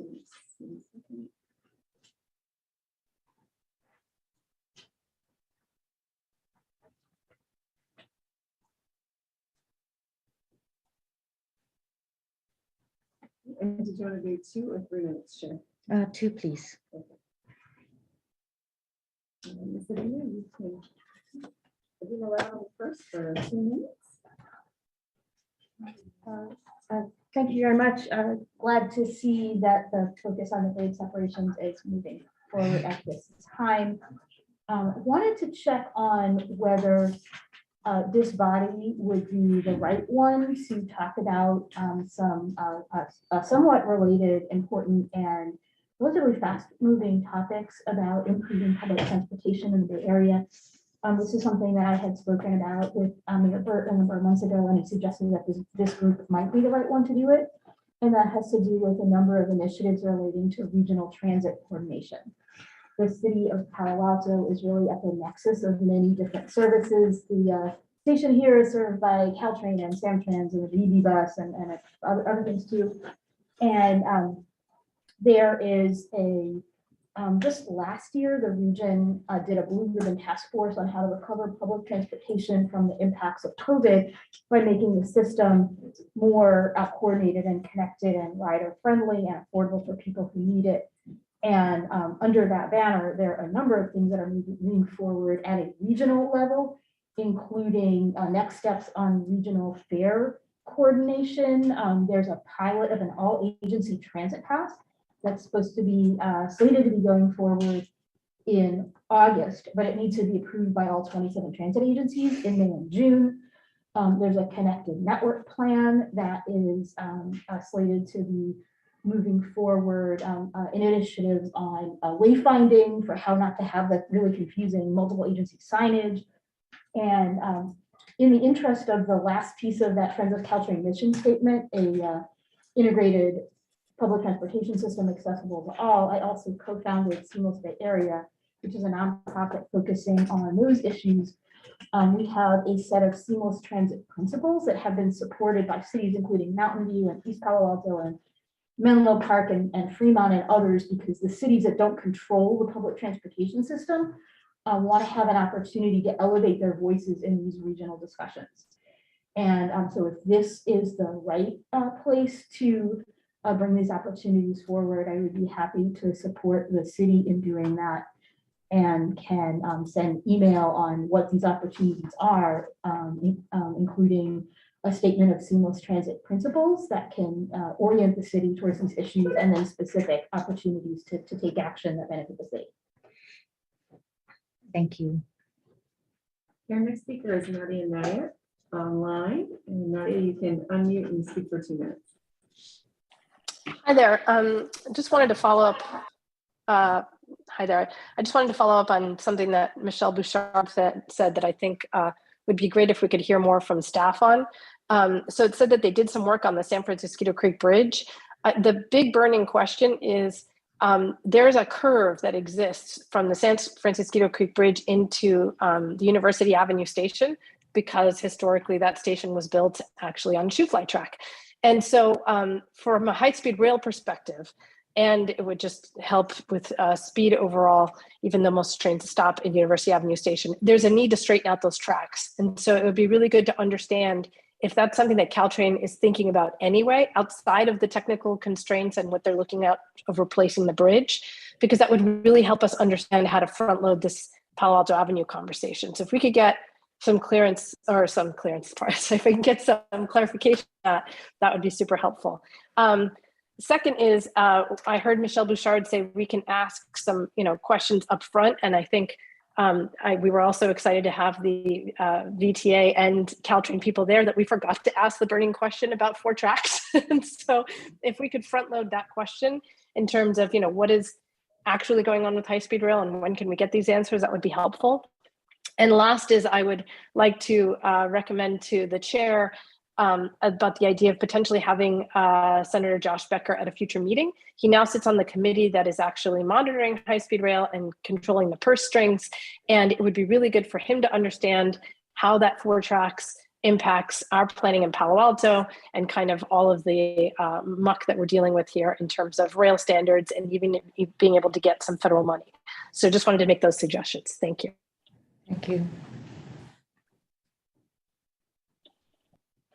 Our final speaker is Adrian Brandt. Adrian, you can unmute and speak for 2 minutes. Thank you. I wanted to pick up on what I think Tony Carrasco, ex-CAP member Tony Carrasco, was driving at in his earlier comment. And I feel, I think the same way he does, that the current design for, the preferred design for Churchill really does not feel to me like it meshes well with the DNA, as he called it, of Palo Alto.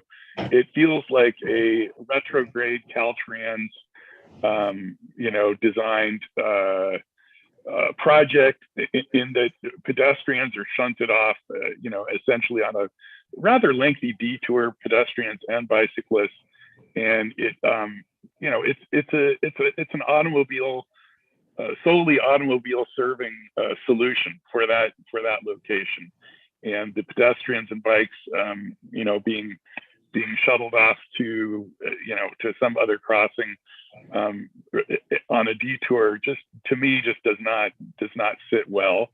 It reminds me of something I thought Palo Alto would never agree to do, which is something akin to the Oregon Expressway underpass, where obviously that doesn't in any way want to be a bike pedestrian passage, but that's just because of the way it's designed. And similarly, the Churchill is sort of like its cousin, a smaller smaller version. The Churchill underpass feels to me like it has a lot of the same DNA as that. And I've always felt like it didn't belong in Palo Alto or really anywhere on the pedestrian oriented, cities up and down the Caltrain line. So that's just the thought I wanted to leave you with. It really, I think, unfortunately, I think the XCAP and the city need to think harder and longer about what you want to do at Churchill. Thank you, Mr. Brandt. Okay. Thank you. So we'll come back to committee. Anybody want to take it off? Start off? No, I'd be interested to hear, because since I wasn't one of the ones who pulled the item, just be interested to get a recap on what your interests are in our review today. So look forward to hearing from you guys first. Well, and staff has asked for us to help prioritize the next steps. Frankly, I would hope that we'd have some input from staff on their thoughts on what should happen next, and as well as has anything happened since that February meeting? Because all we got here was really a recap of what we had as input and output from that meeting. So, you want to go ahead? Yeah. So in right now, we don't. Our AECOM contract has been maxed out, so we can't use the consultant support. And in the meantime, what we were doing was looking for alternative source of funding, and those are the other areas we were working as part of, staff to with respect to this project.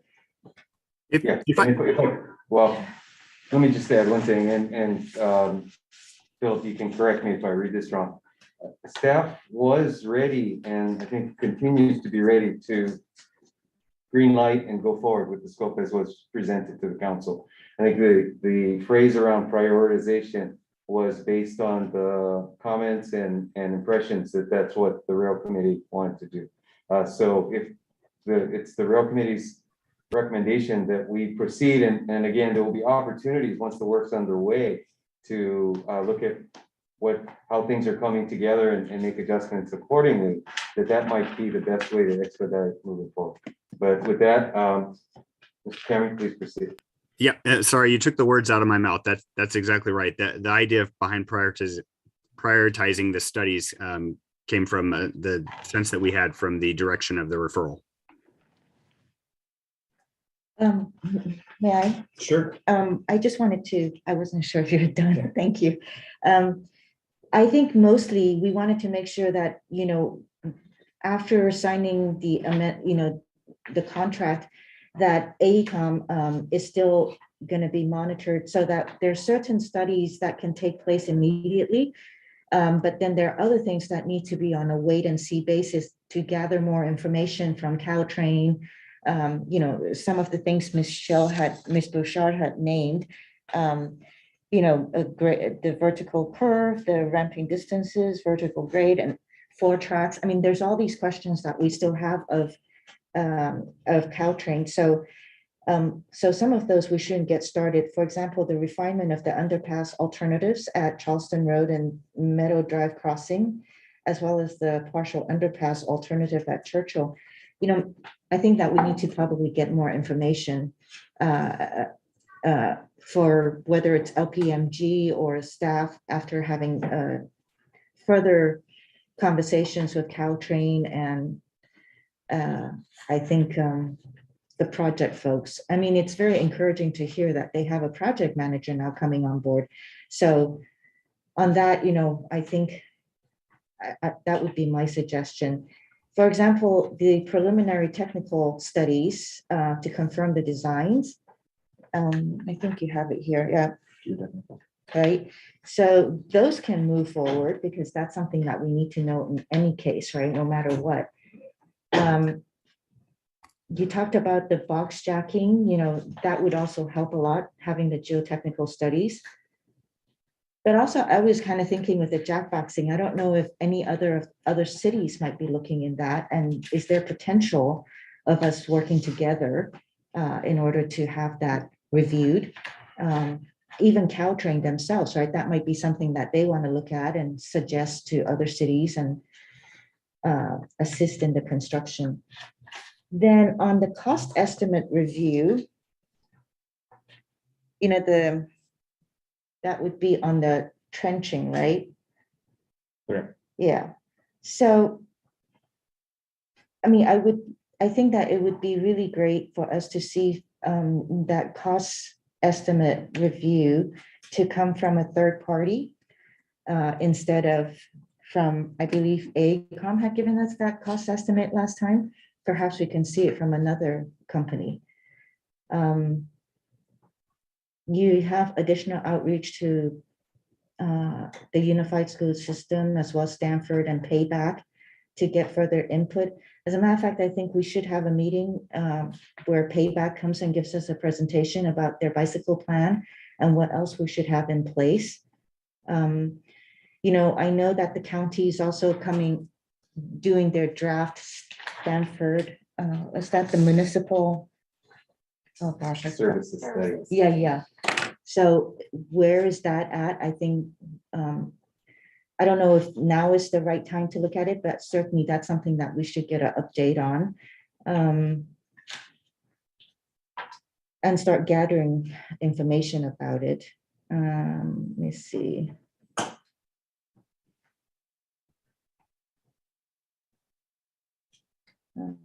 I think that's about all I have for now, but that was just some of my thoughts based on what was presented in the staff report from last time. Yeah, if it pleases the chair, I can respond to some of those items. Just I want to note that the design refinement, I think, would be the item that was directed by council for additional studies, the design refinement of the underpass alternatives. I think that would be, we would consider that as an ongoing process. But one of the things that we did want to get started with was meeting with the people that were the original designers of those alternatives and working with them on the design refinements. So I just wanted to note that I think that was something that caused some confusion because they weren't listed as one of the groups that we wanted to do outreach to. But really, we didn't see them as a group to do outreach to. We saw them as people that we would work with on the design refinements. So I just wanted to note that. So that would be something that would be separate from waiting for a Caltrain process, which is currently underway. So I just want to note that it's kind of an ongoing process, the design refinement. It's not just one thing that would fit within that. You're absolutely right with the preliminary geotechnical investigations. I think, you know, we had Phil Burden come and speak a little bit about box jacking. Just to note that we aren't aware of any other agencies that are pursuing box jacking at this time. That doesn't mean that no one will pursue it, but I just want to note that that's a construction technique. So typically that's something that's, you know, analyzed at a later stage and potentially could have cost savings, although it seems at this point to be potentially unlikely in Palo Alto due to the geotechnical issues, but that is something that could be determined and would be evaluated when we look at construction techniques. But that said, that is something that the geotechnical investigations will look at. The last one is the second opinion for the cost estimates of the trench alternative. And I just want to note that the contract that we had ready to go with AECOM was for them to hire a third party to evaluate their cost estimates. And that is within industry standard to do so. However, it sounds like, you know, council and or the rail committee might desire us to obtain a consultant outside of that is not managed by AECOM. Just to note, there might be some challenges with that, although we could conduct an RFP and determine whether we can get a vendor that will actually provide these services. So that is something we could do. Just noting that it becomes a narrower field when you have an agency that would have to both provide a cost estimate and also not necessarily have all of the background information that is currently in the house of AECOM from all of the work that they've done. And also would be a firm that could not potentially later bid on the project for any other parts of work. So it becomes kind of a narrower pool. So just wanted to note that, but that is something we could pursue as a secondary RFP to obtain a consultant. Would likely cost us more, and I can't say how much more, but it would likely cost us more than doing it through this method, which is, I just want to note is, I guess it sounds like it might be odd, but that is actually within industry standard to have consultant hire a firm to do an independent cost review. So. Okay, I'll let my colleagues go forward and hear what they have to say. Councilmember Cormack. Thank you, Chair Koo. So let me be sure I understand what's happened, which is since February 14th, AECom hasn't been able to do any of the work that is listed in this contract. Correct. Okay, so I'm looking at Exhibit B, which was the schedule performance and the time schedule. Is it reasonable, hypothetically, the rail committee approves this, if it's unanimous, if it goes on consent, that's probably 3 weeks, right? Minimum. Yes. Does this whole schedule just shift to the right by 3 months, or is it more complicated than that? Most likely, and unless they have any scheduling issues, or that some of the testing has to be done in certain time frames. So that was one of my questions. Is there any seasonality to the geotechnical studies that we need to be aware of? We can certainly follow up. And do it, but yes. Okay, well, I mean, if there is, please let us know, so we're not dragging things out and missing a window of, that's related to climate or weather or species. Okay, how much is the task order? I don't think it was listed to do the 4-track analysis at the high level. It looked like that was an optional add-on, and it just seems it's an existential question. So yeah, what's the estimate? Don't remember. I think the number was around 120, 150.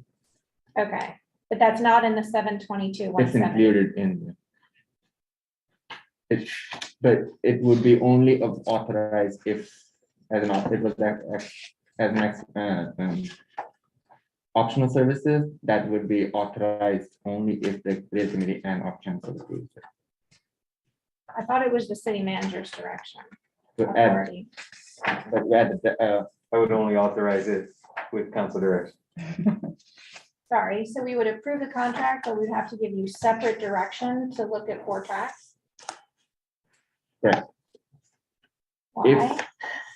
So because when the city council originally directed us, they only directed us for 4 studies to be done. Oh, and this wasn't included. This was not included in your So you direction. came back and said, the cost of doing 5 is 722. We're only gonna do the 4 you told us to, but we're gonna tell you it's gonna cost 722 to do the 4 plus the one that you need that you didn't mention. And if I can, I know that sounds crazy, but No, it's helpful. If you catch mistakes we make. No, it's not. No. It was more like because we had got clues from the council that this is the priority thing, but it was not directed upon to be included in the study, that it is of an important thing. And if Caltrain or other things were kind of behind the thing, it will not stall our project. So it will continue us to get to the next level of environmental design. So we are not just stopped because of the $150,000. We don't stop the entire project. Okay. Yeah, and I'm sorry, just to note that's because, there was some expectation that Caltrain would have done their study and would have been able to determine the 4-tracking issue for us. So that's more of a, I guess this is kind of a chicken versus egg kind of conversation about the 4-tracking issue. Okay, well, good job reading the clues that we left you and including it. I think, whenever the time comes, we should, that seems to me like something that we absolutely need to do. Okay, thank you. But this is also where Caltrain delaying their development is costing us money too, so, in a way, I think that they need to kind of rev up. Let me, Bert. Yeah, so following up on several of those points, we do have somewhat of a chicken and egg issue on Caltrain and these various technical issues that we are seeking from them. I'll say on the jack box construction, actually, Director Ghana at VTA emphasized to me when I raised this issue with her before that BTA has extensive experience with jack boxes, and that construction technique, I don't think it was on grade separations, but the construction technique. And so it's not really far-fetched. I do think that I guess I have a question on, Philip, you had said that the jackbox construction method would be dependent on the geotechnical studies. Is that really because any below grade is going to be dependent on geotechnical? I don't understand what is specific to jackbox, because if we went with the kind of the, I don't know what we're calling it, partial underpass at Charleston East Meadow, you have the geotechnical constraints, whatever they are, whether you have a jackbox construction or whether you have a conventional construction, don't you? And when you have, if anything, maybe with a streamlined construction period, perhaps less of an issue on extensive pumping and who knows what. But I wanted to ask that question along with a related question is, though, do we need or would it be wise for us to have the geotechnical studies before we look at any second analysis of the trenching? Because that's where geotechnical studies would really probably have even more bearing than on the other alternative that we're looking at. I'll try and answer, and I'll see, maybe Ripon might want to jump in, but I don't want to go too far in saying that the geotechnical will tell us whether we can jackbox. It will just give us more information about jackboxing. I mean, really, jackboxing is a potential construction technique that potentially is something that we can do. It might not necessarily have a cost savings or some sort of benefit to the city to do them. So that's really what we'll need to determine for the. I just want to say when we look at benefits of jackbox, there are two major ones. One is it is a direct cost savings. The other is time of construction and disruption. And the disruption is really significant.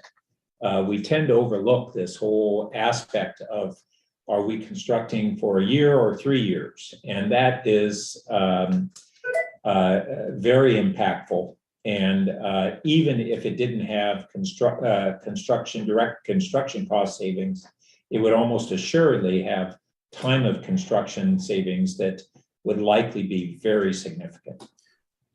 I wish that I had AECOM here under contract so that they could talk about this, because as you know, was mentioned, they have built these before. They have done jackboxing construction. So there are different impacts for different construction techniques, and there are different impacts from jackboxing than there are from other construction techniques.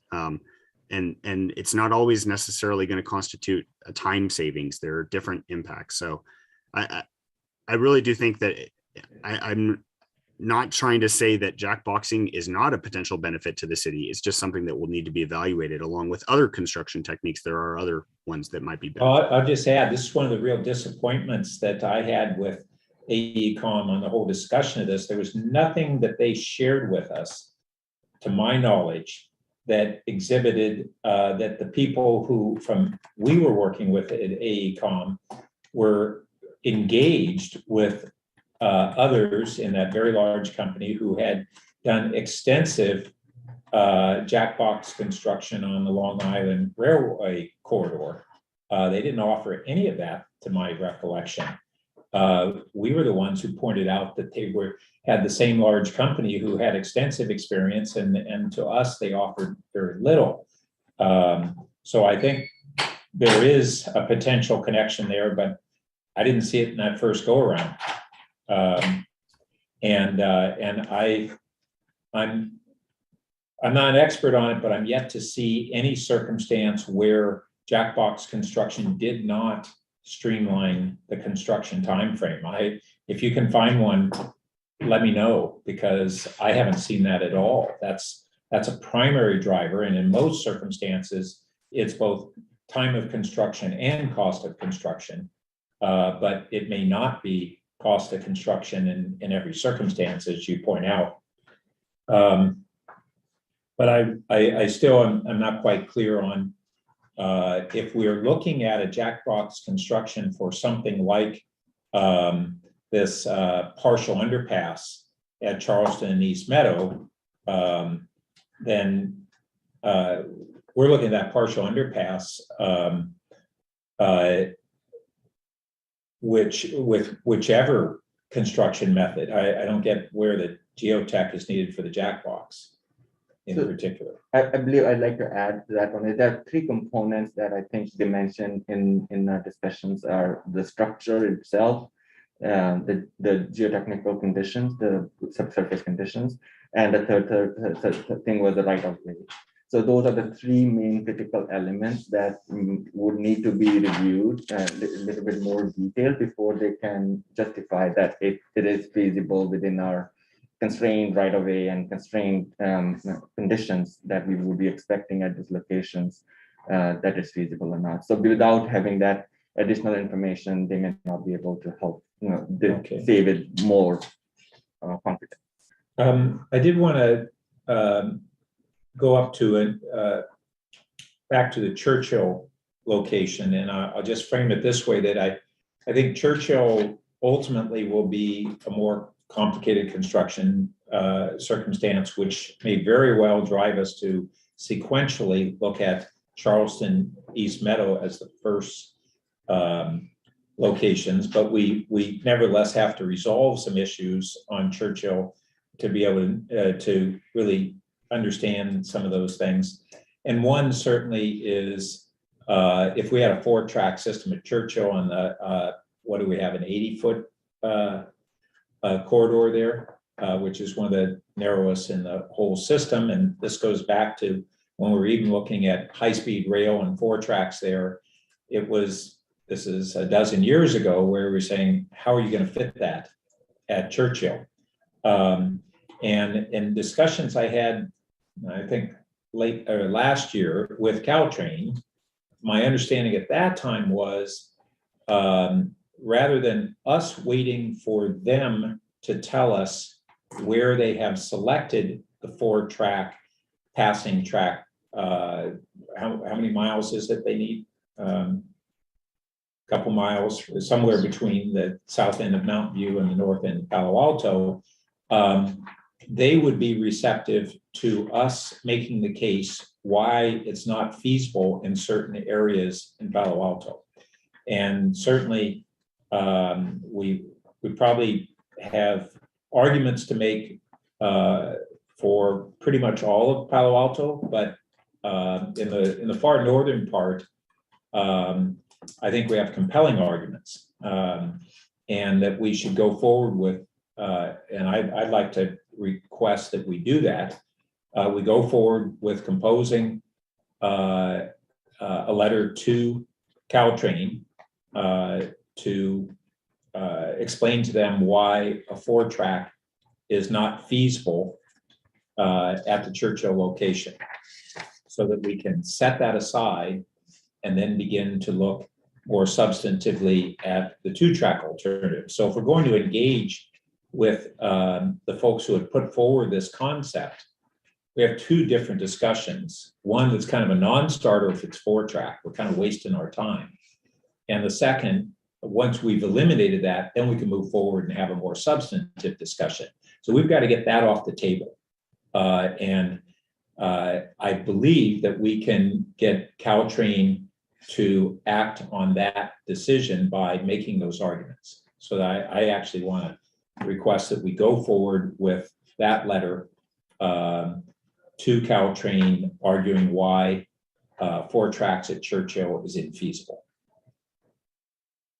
If I might make a suggestion, given the actually very active dialogue we now have with Caltrain, it might be more effective for us to basically engage in a conversation of how can we remove that option. Will Caltrain agree with us that we should just no longer consider 4-tracking at Well, and that's exactly what I'm getting at. And I was saying it based upon previous conversations I had with Caltrain. Right. I'd be perfectly game for us to confirm that process before going forward with the With the letter. letter, right. Okay. But that was based upon previous discussions I had with them. Hopefully that's their current position.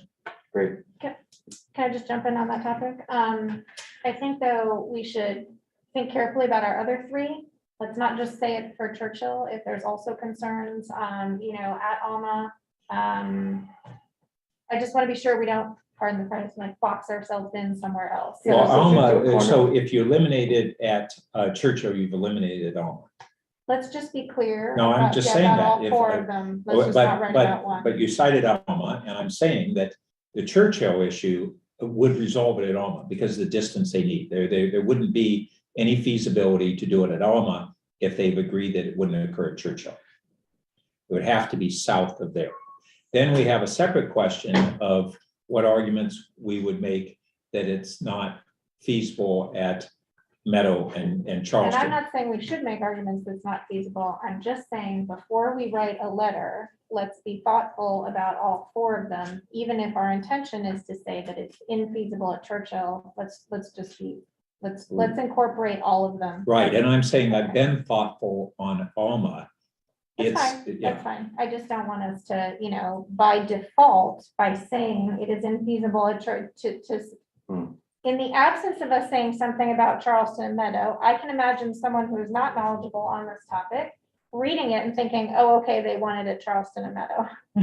Yeah. I don't know. Maybe Yeah, we do. I don't, I think that'd be a pretty big impact, but I'm confident that the staff has heard us, that this is not a letter just about the one. It's a letter about, we understand this has to happen. Here's where we think it can't happen. Here's some other things to think about. So we would have a question, which is, if we have an overwhelming argument that it's not feasible at Churchill and Alma, do we at the same time make our argument that it's also not feasible at Meadow and Charleston, which we probably still have a good argument, but not the compelling one, not as compelling as Churchill and Alma. So we would have a question whether we fold those two into one letter and or that we have bifurcate those into two different arguments. I don't know the right answer to that, but when we look at the issues involved with forward tracking, certainly one of the biggest ones is just the corridor width and the build out to the corridor, and that's what makes it infeasible there. Not to mention that other issues, even if you had a wider location at Churchill, going north from there up to Alma still has its own issues. But I think it's the reason I brought up the Churchill is because it's pretty self-evident, and I've heard from Caltrain folks that they get it as to why that's really probably the easiest thing for them to take off the table of the whole passing track distance. Good point on what we do on when we argue on Charleston and East Meadow. I don't know the answer to that. Well, perhaps we should take our own advice and, dare I say it, chat with Mountain View.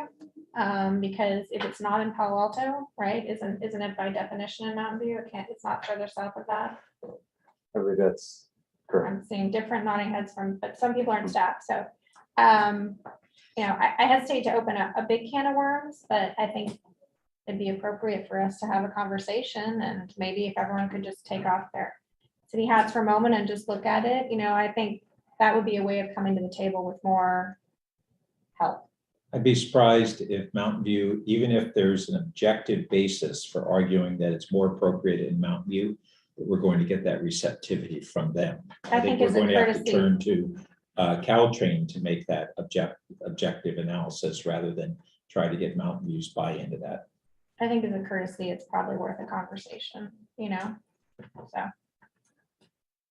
One thing I'd like to add, sorry, I can kind of say, is that, depending upon the alternative that we select, we may not, it's probably good to see what can we justify? And because if we select a closure, and we don't know right now, I know partial underpasses are preferred option with a backup as closure.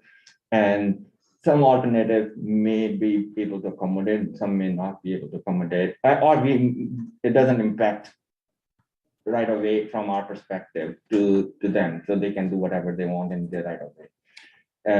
That going back to what Councilmember Cormack said, is that if we can study and we justify that, yes, it's not feasible at Churchill, it's not feasible at Mather, it's not feasible at, or it's feasible at these other two crossings and not feasible at these two crossings. And then we can say with more stronger language with some backup support that says, yes, it's not feasible at these two locations. That's why we're recommending that we cannot do it here. But if we were to just look at just the right of way, and they're gonna say, okay, if you stay outside of your right of way, then it's up to us, however we accommodate it, right? They could say that too, right? I think it would behoove us to get the 4-track off the table for Churchill as soon as possible. Correct. And so if we do the study, like the 4-tracking and get a memo from AECOM or consultant that says, no, you cannot, it's not going to be feasible here and here, then that makes a good statement to justify our case and send a stronger letter to Caltrain?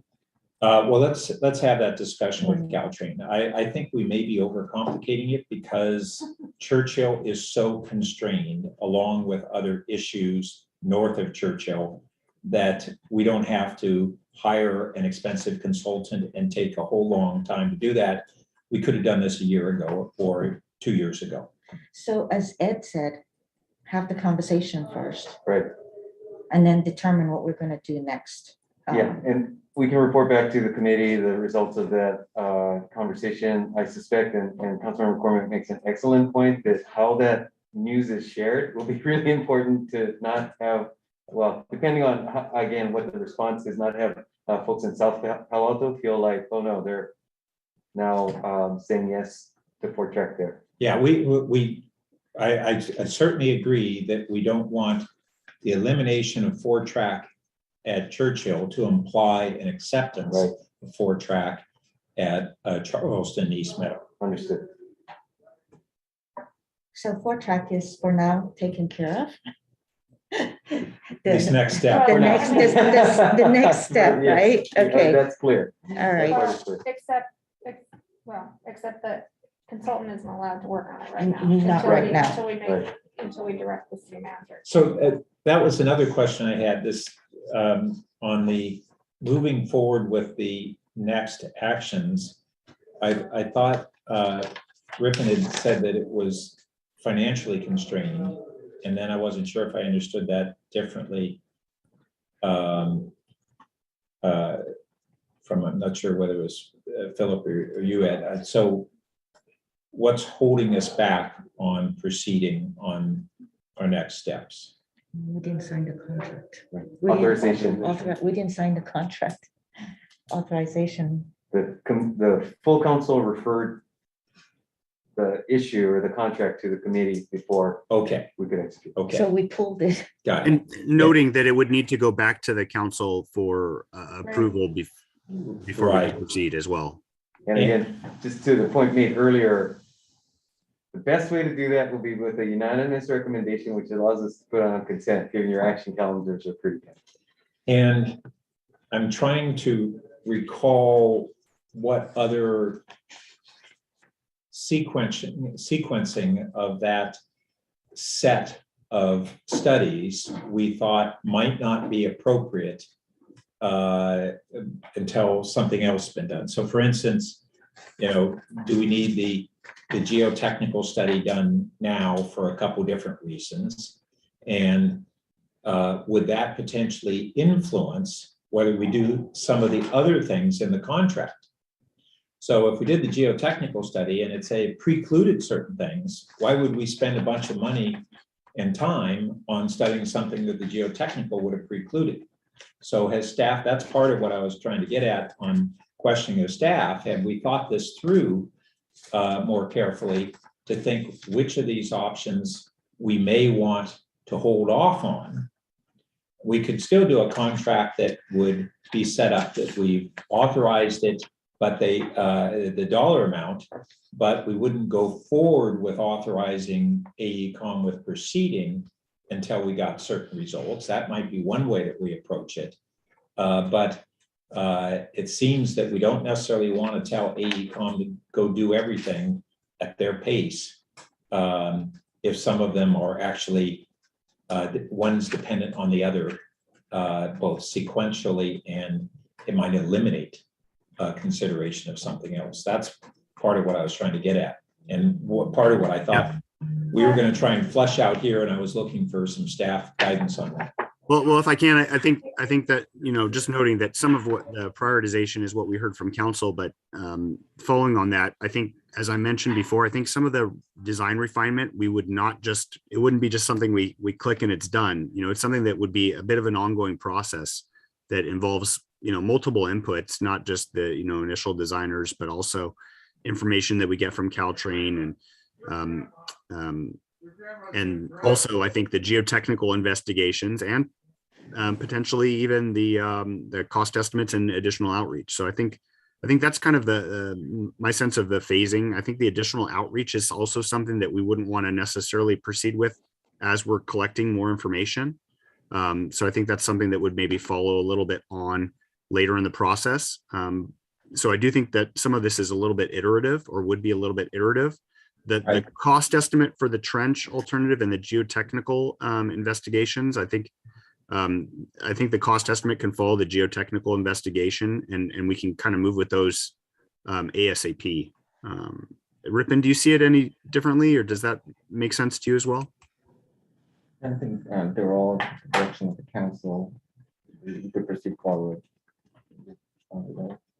So, can we all just refer to Exhibit B, because I think staff's already done this. I mean, it looks like the preliminary geotechnical study, the data collection and review happens before refining the underpass alternative, and also before the construction methodology evaluation starts in between. So I'm looking, I'm sorry, I'm really peering at this 6.1 and 6.2. I think what you're talking about, Mayor Burt, is already captured in the proposal, right? Is staff looking at the same thing? We do the geotechnical, we start looking at construction, and then we do the further evaluation of the underpass.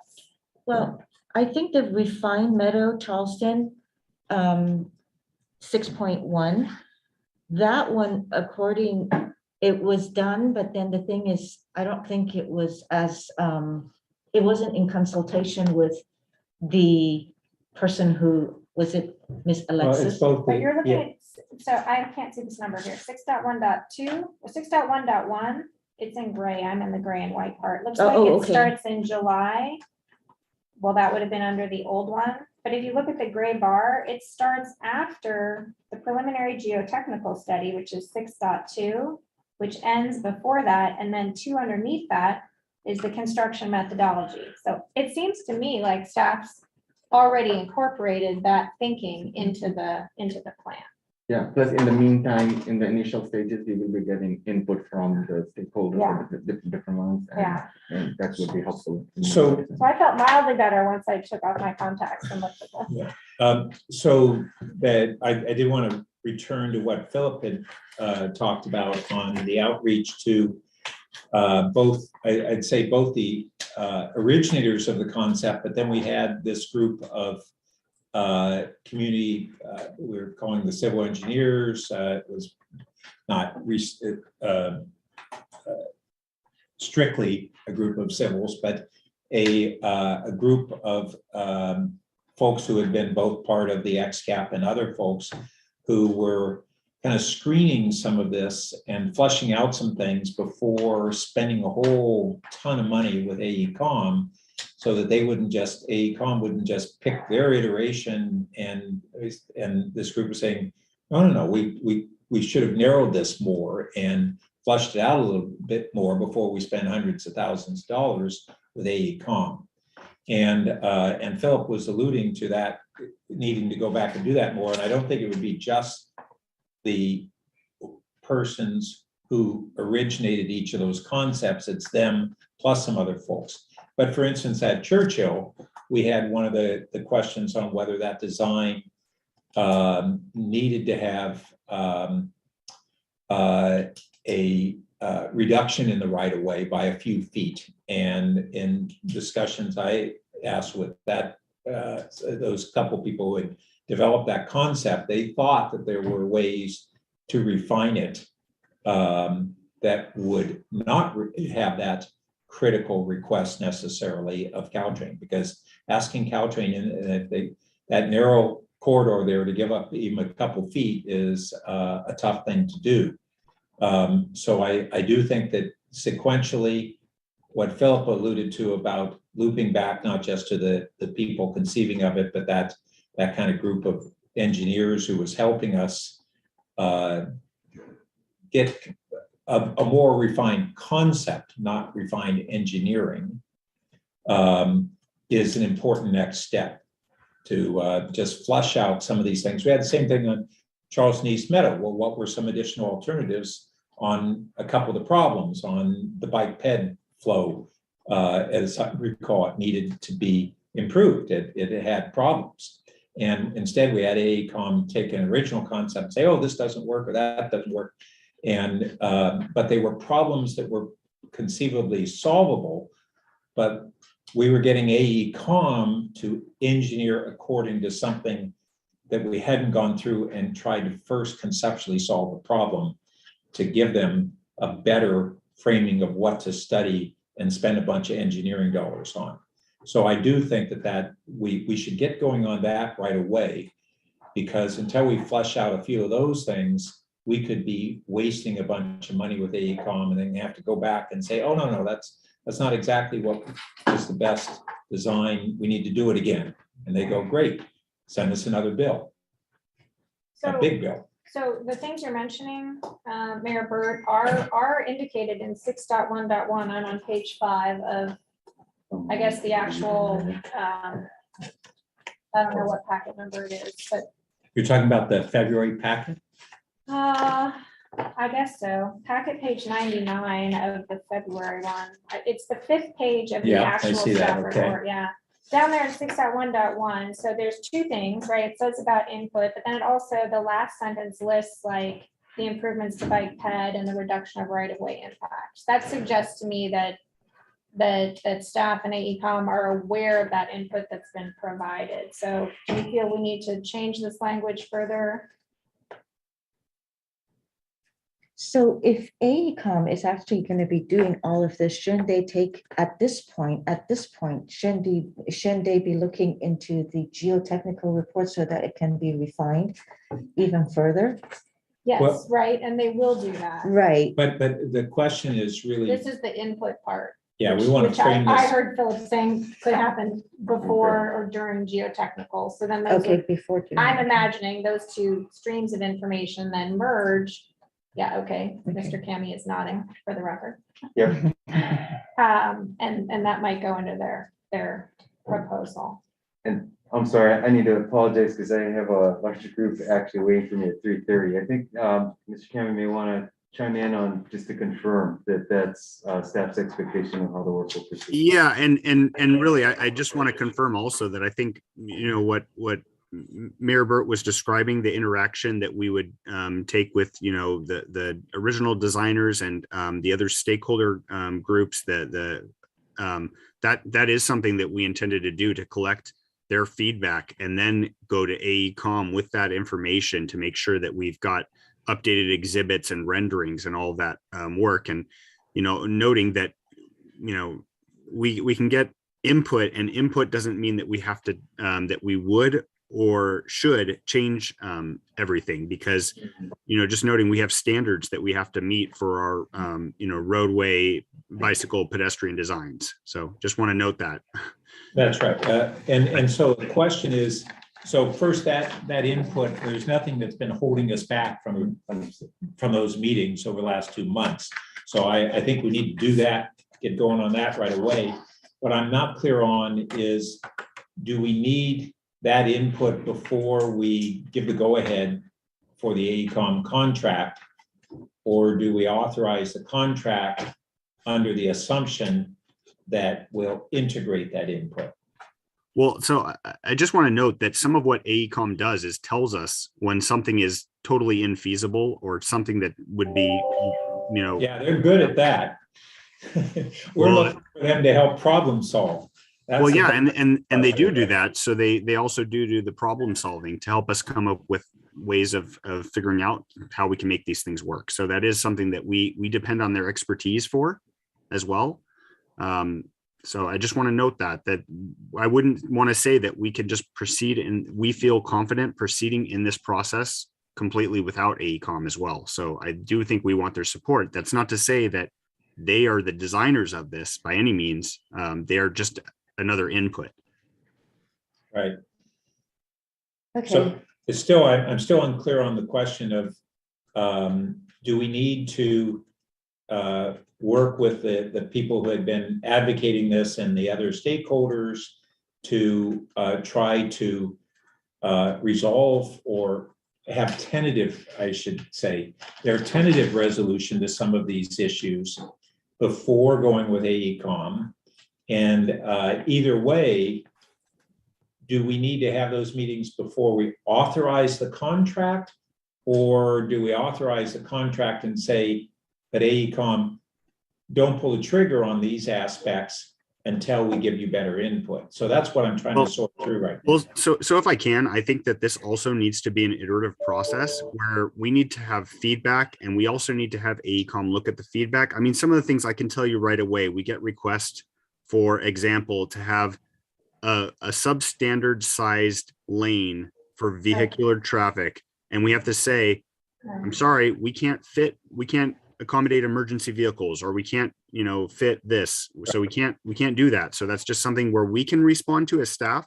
There's certain things where we need AECom to be there. Is that essentially an answer to the question I had, that we need to authorize AECom contract, but not give them the green light to proceed on all these elements? We then kind of roll it out in a more iterative way, but that we go forward with the contract authorization. Is that what you're saying? Well, what I was saying is, yes, somewhat, but also what I was saying is that some of these things, as an example, somebody from one of our groups might say, hey, is there a way to do this? We'd like to accommodate this. Is this possible? And that's the kind of thing where AECom might look and they might need to go back and measure and see whether they think it's feasible or not. And then they come back and say, yes, it could fit. It would look like this, though. Is this what you're looking for? So that's kind of just describing what the iterative process internally would actually be like. Got it. Okay. But to answer I think your broader question is about like the phasing of this work. And I think, I think we have kind of described what the phasing would be like. And it's really, I think, what I described earlier. So I don't think once we have this contract approved, AECom's going to be rushing to complete everything and just say, here's your product. We're done. We did everything you asked us for. I think that there's going to be a discussion about the phasing and the order of the work that we can have them complete. Okay, that's what I was really trying to get a better sense of. So within the contract proposal, is there anything else that we would want to hold back on? Well, first, I guess I have a question too on the funding of the contract. Have we identified what funding source we would use for that? Yes. Yes. And is it our other Measure B dollars still? Although it could switch to the grade separation Measure B dollars if BTA gives us the okay on that. Correct? Yeah, potentially. That is what we requested in our letter, that we are allowed to use that funding for that. Right. But if we wanted to either move it, if absent that, we would use the other discretionary Measure B dollars that are for a variety of transportation projects. Yeah, so it's the funding source that we identified in the report is the Measure B local streets and roadways that's currently allocated already to this project in our budget. Yeah, and one of the things was when we negotiated Measure B, we as a city were more conceiving that those dollars would be used for other things like bike and ped programs. And so I was the negotiator on that. And this was that bucket of dollars. We had that discretion because specifically San Jose had a lot of pothole work and roadway work they needed to do. We had excellent PCI scores. And I argued, look, we don't want to necessarily use that for our roadway improvements. We want greater discretion. They agreed to do that. That's why we have that much discretion. But we hadn't at the time thought we'd be using those dollars almost entirely for grade separation design and studies. And so that's why I'm hoping that we're going to be able to have this latitude from VTA. And it sounds like from Director Garnett that good likelihood we will get that approval. I guess I have a question of if we want to give the go-ahead right now for the contract, but we don't know which bucket of dollars, Measure B dollars, we'll use to pay for it. Do we have to decide at the time we let the contract or approve the contract which bucket those dollars have come from? Or can we just say we're going to approve it and we have these two alternatives on how we would fund it? Oh, that's an interesting question. I do not think that we need to make any adjustments at this time of the funding, and we can proceed with this with the assumption that if we did not get that additional funding, that we would just use the Measure B local streets and roads. Question becomes, do we need to come back to council if we change that funding source? And that's something I would need to ask Kylie. Okay. So I'll look into that. But either way, if VTA determines that we can use that funding for other things, I would imagine that we need to have something coming to council, informing council of this change in policy and potentially allocating funding towards the studies that we're underway with. Sounds good. We've done budget amendments like that before. I would think so. Yeah. I just wasn't I guess clear. also, Philip, is this money that we have sitting in a account, or do we get it, or do we go ask them for reimbursement? It's all reimbursement, and noting we do have to have a match for it. So there you go. So by the time we're asking for reimbursement, I'm sure we'll have more information about which pot we want to take it from. And I have to say that I'm not sure. We might be getting too much into the weeds because all of it is Measure B dollars. No, I really, because but it's all Measure B dollars. I'm not really sure we need to say it's Measure B local streets and roads or it's Measure B grade separations. It's all the same funding program. So that's really a question that I need to speak with Kylie about as we figure it out. But we'll have to find out after VTA responds.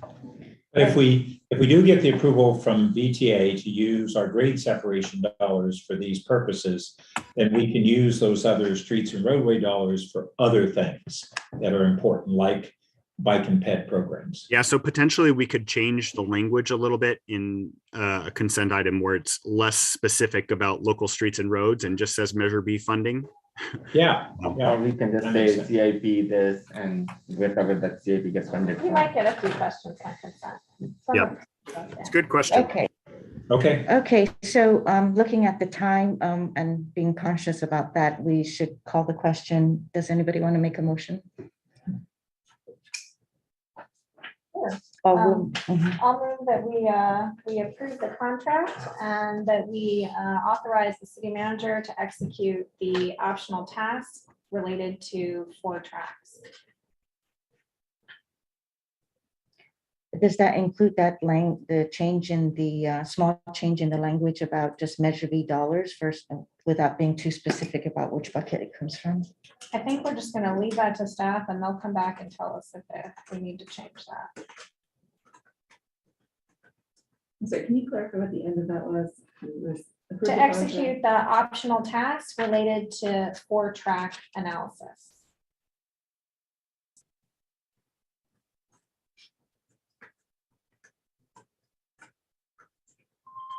And can you remind me I what's in should that actually say language? approve amendment number 4 to the contract. Which language? On the 4-track, can you tell me? That was so when we did the direction to staff with this originally, for some reason, we didn't say we wanted the 4-track analysis in there. And staff knew that we wanted the 4-track analysis, so the contract they brought back is exactly what we asked for, plus an option to add on the 4-track analysis that I think And this neglected to be 4-track specific about. analysis is to. The high level analysis, let me find the page number, staff. maybe I thought we faster. said that we're gonna have them go back with a conversation first. Yeah. And then, So it will still be an optional when directed by the council or rail committee to the city manager, then we will execute that. It's on page 8.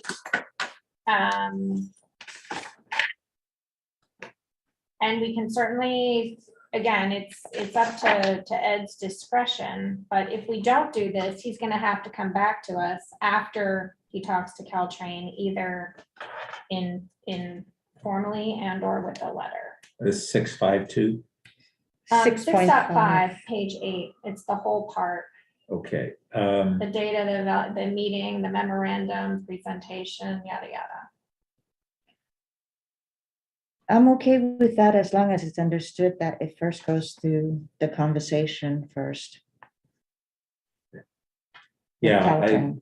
I think we probably want to put language in here that would say returning to the rail committee before executing the 4-track analysis. Okay, so after the period, if the clerk could just say after consulting with the rail committee. And we'll just get rid of the period. And make it a comma. Slightly easier to do this during the afternoon instead of at midnight. Does that work? I just have a question about the text above the motion by and seconded by to direct staff. I think it, and I'm might be incorrect in this, but does it need to say To recommend to council, thank you. Yes, yeah, thank you. To recommend to council. Yeah. I will note I don't have a second yet, so I will should probably second stop that. talking. I'll second that. Thank you. Do you want to speak to it? Councilmember Comment? Briefly, as always, anytime we dive into something, I felt this way about the power purchase agreement audit on Monday night. Yeah, you learn more, but having spent additional time reviewing the contract in detail, including that exhibit, which was super helpful. And next time, maybe it should be printed in larger font, horizontal, so we can actually see it all. I'm comfortable with this next step.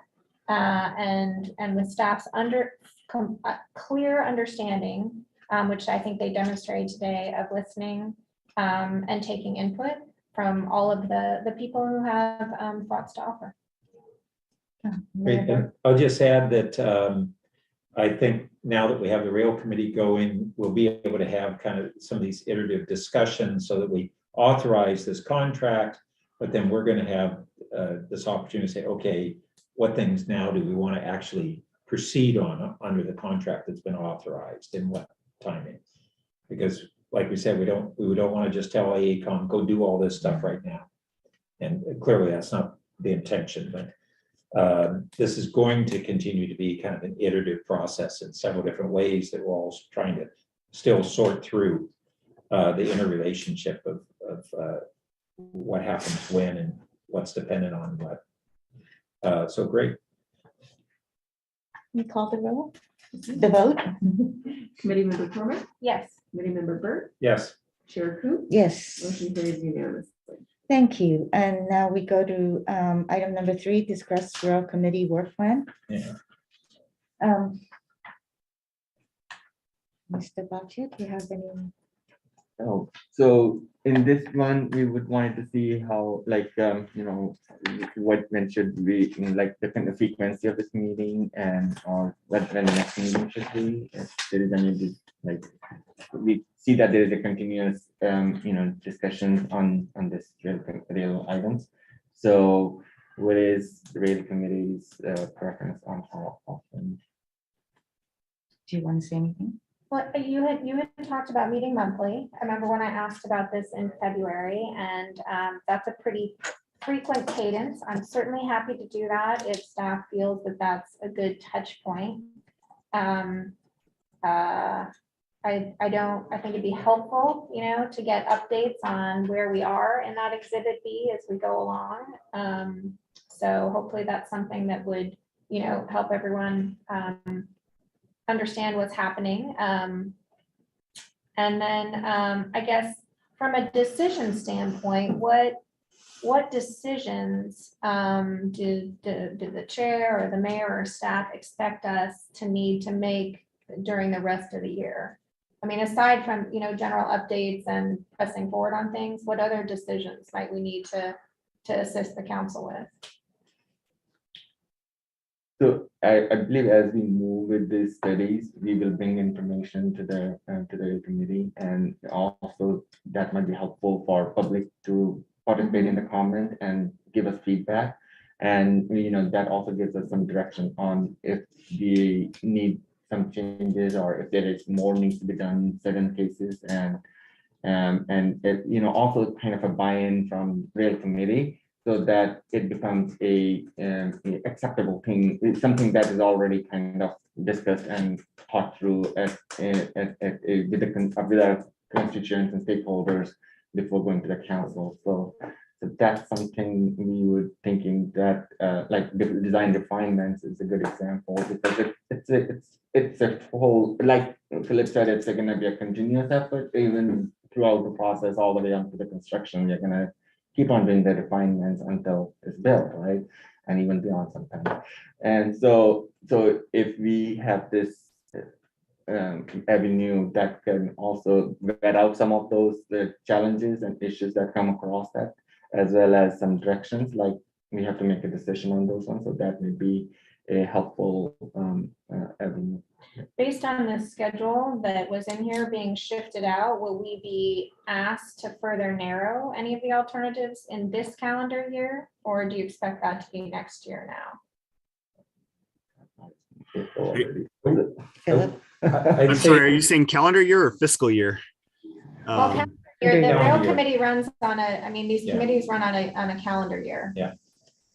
We, depending upon how much where the studies feedback and things come in, maybe everyone is happy with what you're doing. And well, and I would say a good portion of that is dependent on Caltrain and them providing us input on the standards. Yeah. So if we could get that input, then we could make greater progress. Yeah. Agreed. Which does go to for the upcoming meeting. Do we need to have an agenda item maybe for our next meeting, which is to try to in some way articulate and prioritize the standards that we're most seeking from Caltrain, and say, here's what we need answers on first.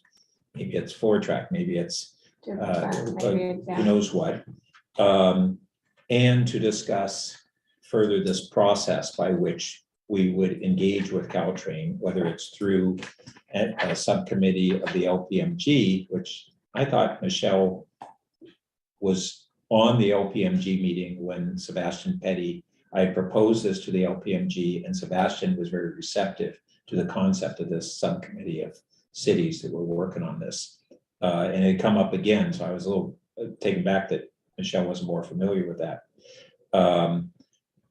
But I think those are the two things that we need to prioritize our requests and then try to drive forward on getting this process going. Yeah, I think keeping the pressure on Caltrain makes sense, and doing it in conjunction, with cities who have the same questions just is more powerful and frankly helpful, to them. So certainly if staff thinks that's something they can do by, next month or whenever we meet next. I mean, I'm sure take about 5 minutes for you guys to list the perennial issues we have, concerns. And then we have the other funding issue, as all this kind of new set of issues around the federal BIL dollars. And are we in a position to push back on MTC that the criteria they used were maybe not the right ones, that they should have done a combination of a limited number of projects, that they said, oh, well, we're going to go all in for these, as opposed to they could have gone in for additional funding for a larger set of projects. And somehow that decision was made in a non-transparent way. They gave us an edict, and I think we all thought that was being stipulated under the federal requirements. Rules, and it appears that it's not. Yeah. And then we also have this prospective state funding, and fortunately, Senator Becker is at the center of that. And should we try to have a meeting where we might be able to invite Senator Becker, and so that we can have a more in-depth discussion with him about these funding issues and how they relate to us. And I think that's really puts us at a great advantage, not just us, but his whole district. We can make sure that he understands all the things we're struggling with and what we would request. If I can, regarding the BIL, I think that, of course, I don't know the behind the scenes, but it seems like that process at MTC came together really last minute and really quickly and was pushed out without a lot of notice. And so I'm want to be thankful to Ripon for at least trying to get our application in with them. And also, want to note that we've been following up with them and making sure that we can figure out what we need to do to be included in the next potential application for that. So that next and year, this application, I thought it was in, and apparently it's not till June or something like that. Yeah, well, I mean, so that's just noting that it's a separate process, and really what there is there's a federal grant opportunity that anyone can apply to, and MTC has said this is going to be our process for determining what the regional priorities are, and we're going to apply on behalf of the region. So yeah, not to get too much in the weeds on this, but the real question becomes, I guess, kind of twofold. Is number one, do we apply, which potentially would mean that we're applying without regional coordination, which might be a component of an application, and then also noting that if we push on MTC too much, we want to maintain our relationship. Well, that's right. So that's a tough trade-off, and that's a good question. So we're in a predicament right now of we either accept what MTC did, which did us no good, or we consider a parallel path of our own application, which we didn't realize we could do, both that we were allowed to and that we have time to do it. Well, I'm sorry, I want to quickly note, we did know that we could, and we were actually planning to, looking at this grant opportunity before MTC introduced that process. So I guess that goes at least staff, we did know. Yeah, well, that goes back to an issue of we hadn't had a rail committee, and so there's a lot of things that maybe staff knew, but the council nor the rail committee knew. And so that's one of the reasons why it's really important that we now have this committee functioning, so that we're all sharing the same information. And I don't know whether there might be a role of VTA in this too. And so I think we need to have some discussions. But either way, if we are considering our own application because MTC didn't look at either the right criteria in our minds, or because they didn't include the possibility of funding for design and planning, which apparently is allowable, which would have included us. By us being willing to look at the prospect of an independent application, we may be able to have a little better negotiating power with MTC. If they think that we have to be completely deferential to them, and their somewhat arbitrary decision-making that was pretty opaque, then they hold all the cards. And we don't know whether we still have a stronger voice in this than we had assumed. Yeah, I mean, I'm not, I'm not privy to how public any of this was and who our. Very little. I understand, and who our representative was on the board. Somebody had to vote for this, right? Someone somewhere who theoretically represents us. Well, voted for I will this. say that the cities that had representatives on the MTC board Mhm. got their projects. Okay, so, all right, Exactly. so I'll just, I'm happy to stipulate to all of that. I will just say that we bear some responsibility on project readiness, right? Which is listed as the second criteria. And we saw That was that. MTC's criteria. I understand, but it's a reasonable criteria. There's still Understood. safety. But it's Yeah. not the In the second federal one. government. I understand. I'm just saying it is a reminder to me that, part of our work as we are pushing Caltrain, trying to find other people to help us fund this, is to continue to make progress.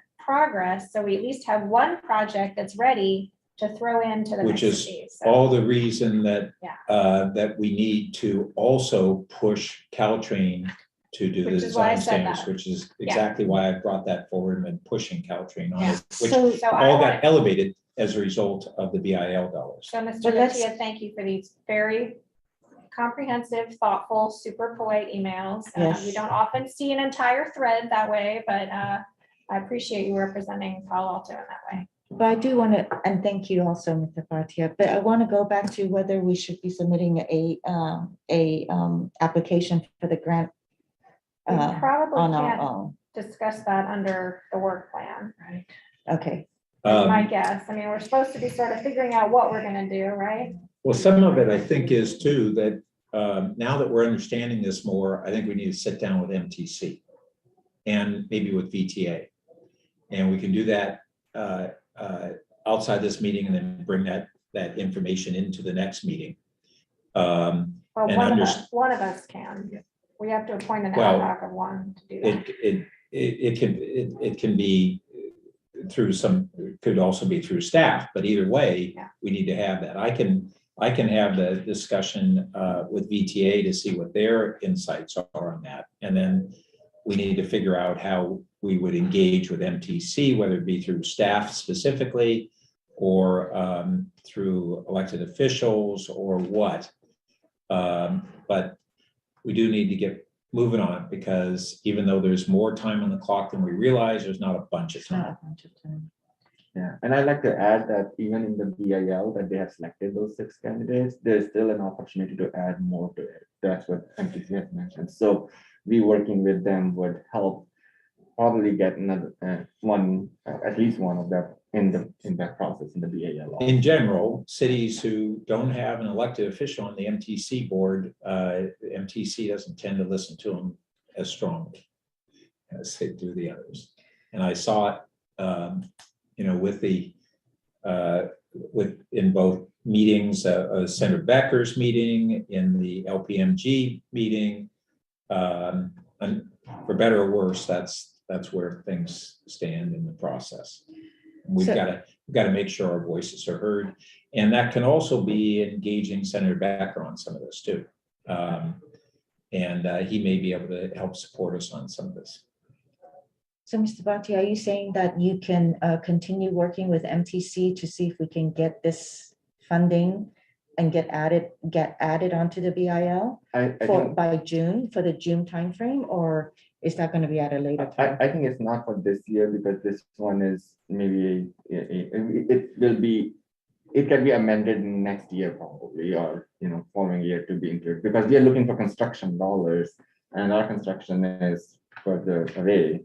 Yeah. And But I think this we is have also we may have some leverage correct. in that if we have a prerogative to pursue our own request directly with the federal government, our willingness to forego that may be able to be in exchange for an understanding with MTC on how they would treat the next go round of this. So this is all kind of possible negotiation. I have no idea what the outcome would be. But if we don't begin to engage based on understanding that maybe we have more leverage than we thought we did, not infinite, but more than we thought we did. If we don't understand that and use it, they won't listen to us. For sure.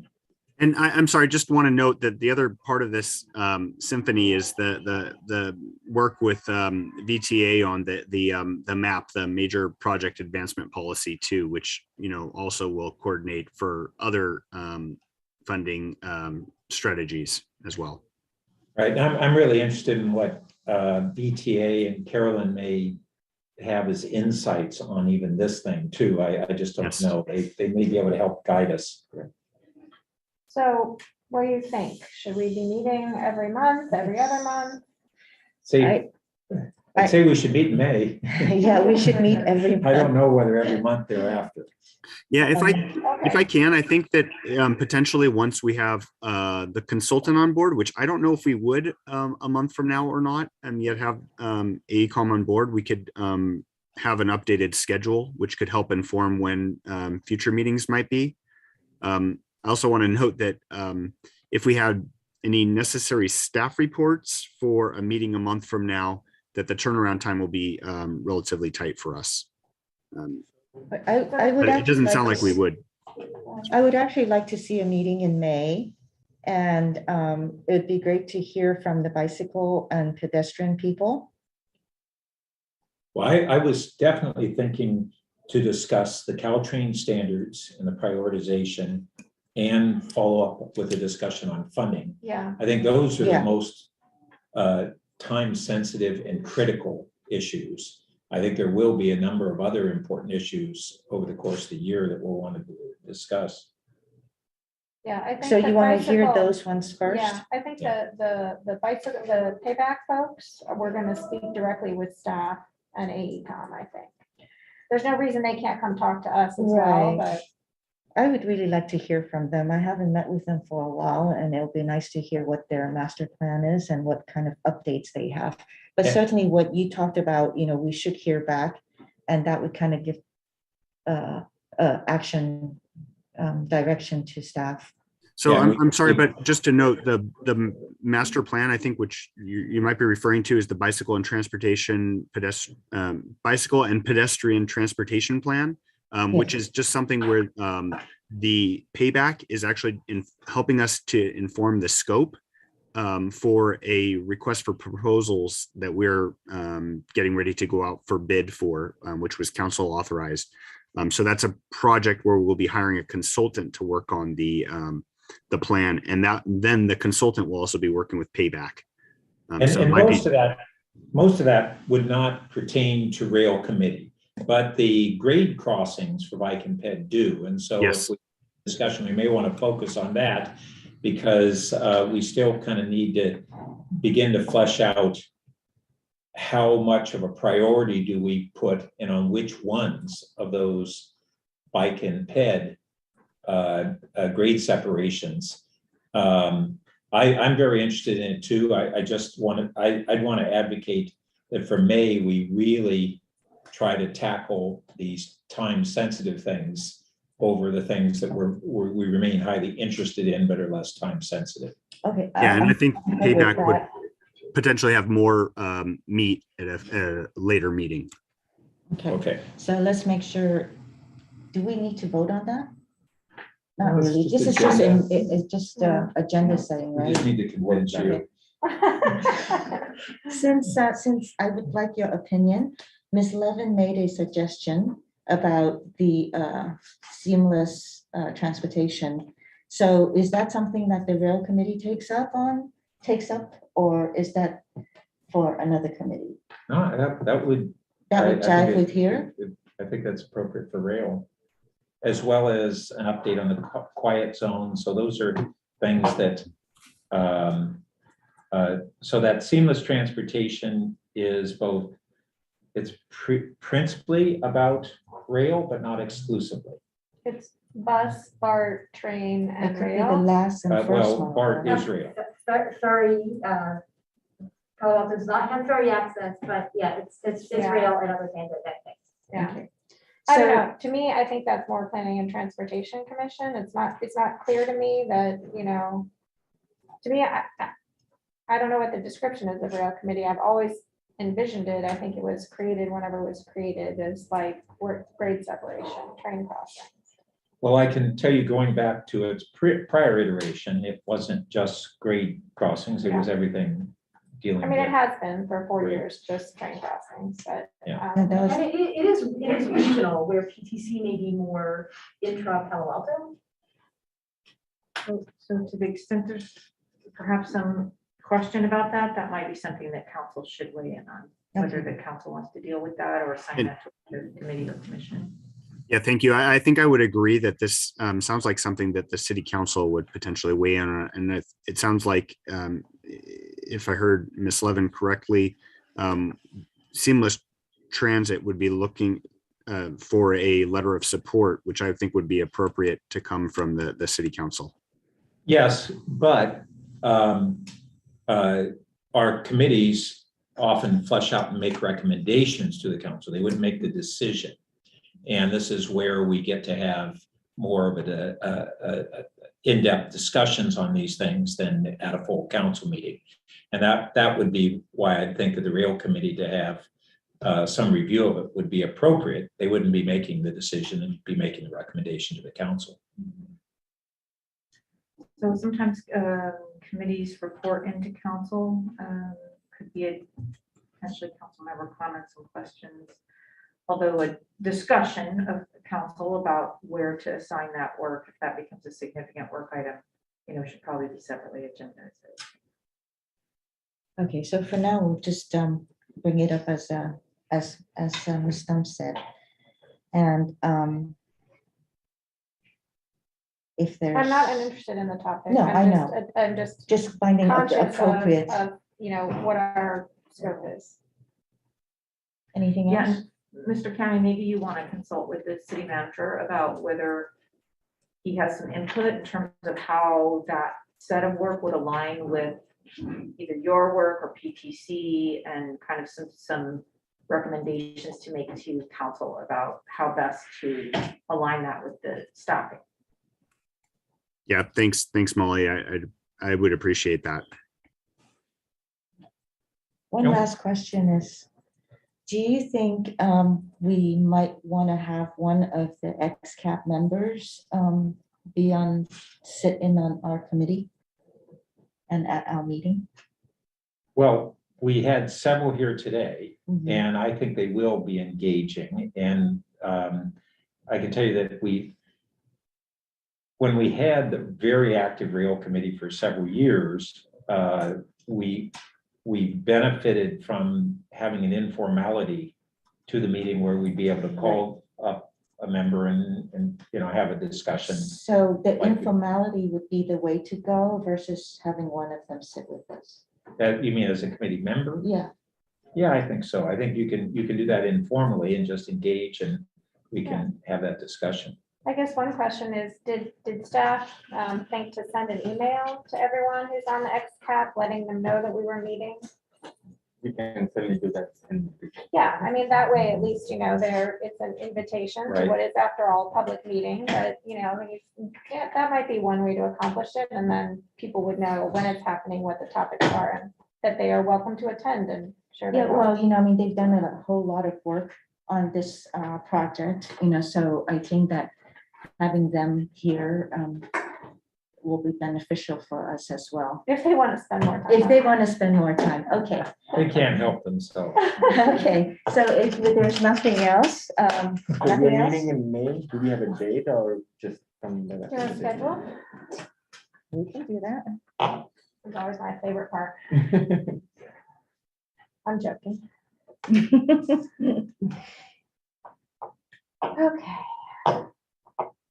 What is I guess today, let's ask the Wednesday? clerk, is this something you're able to do on the fly with okay. Okay, so this was the third Wednesday of the month, should we look at whether? The biggest No, issue I it's think will be it's the second, finance. let's see, 1, Biggest issue Third would be the Wednesday. finance full day, or the finance full day budget thing scheduled or not yet? They Yeah, are there, the they 10th, are. 11th, and 12th. Okay. And so I have the 18th, which is the third Wednesday. Works for me.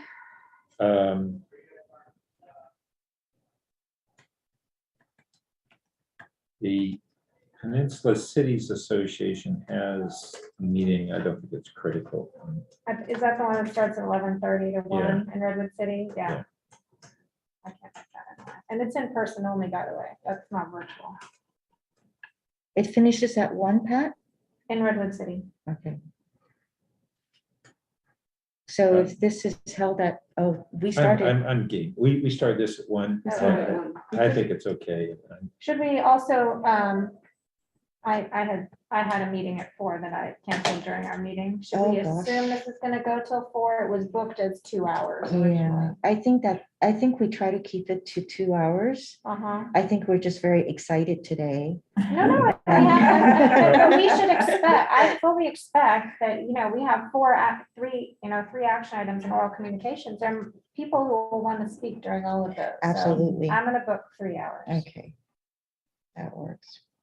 And can I ask, did the format of this room work for you? Would you prefer to do it in the council chambers? No, this worked for us. Did it? Yeah, does it once I work? knew where it was, it worked. Yeah, it works. Sorry for the last. So it's fine. No, Thank I- you. No, this is great. I was I prefer perplexed. the- I was like. What I think is a less formal environment, although there was, when we had the board and commission chairs, we actually had a discussion about that, and there was kind of some valuable comments from folks on just the physical layout here, and how do we do this? Another way that I realized as part of that might be that what we have is a setup of a less long table that is a little more square here, and then we can, rather than along the edge, we can have the audience, but it's just something to think about. We don't have to resolve it here, but So I've works kind fine of with struggled 3 for a though. long time. The boards and commissions have more. They have 5 or 7. It's harder to do. I think with just 3 of us, I think this room works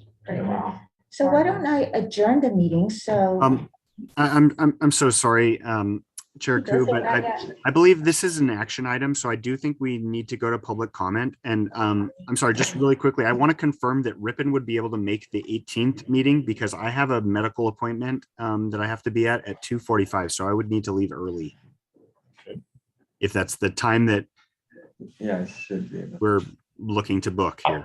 This is, Are you when you okay? say it's an action item, you're referring to which? The rail committee work plan is listed as an action item, so we do need to take public comment. I don't think we have too many members of the public still here, but I believe we do need to take public comment. Okay, thank you very much, Philip. Do we have any public comments? Oh, Nadia, There we go. Nadia Nayak. Okay, and Nadia, you can unmute if you just speak on this item up to 2 minutes. Hi, everybody. Can you hear me? Yes. Hi. So I was going to suggest certainly to keep meeting monthly, because worst case is if there's nothing on the agenda, you can cancel it, but I think you'll have plenty to do. Wanted to echo kind of a laundry list of things that I heard Chair Koo mention, but the bike ped master plan, the bike ped connections.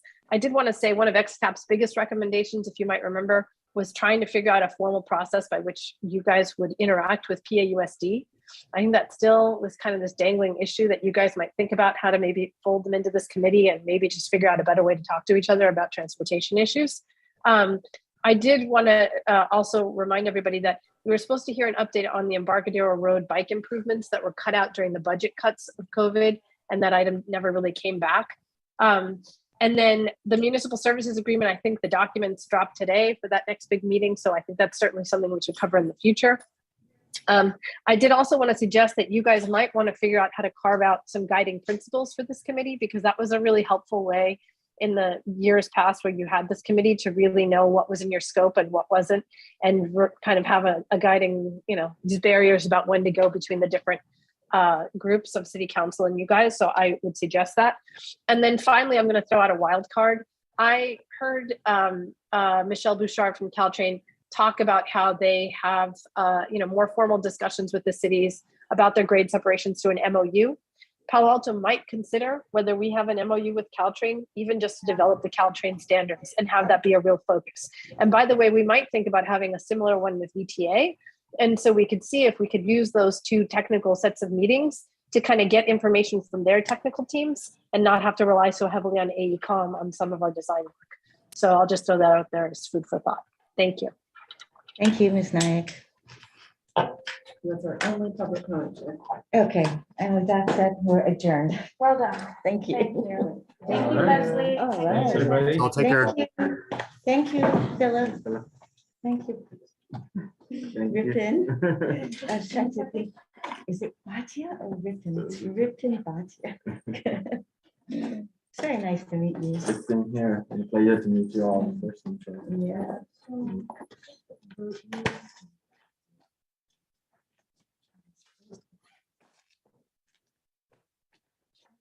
Absolutely, Lydia.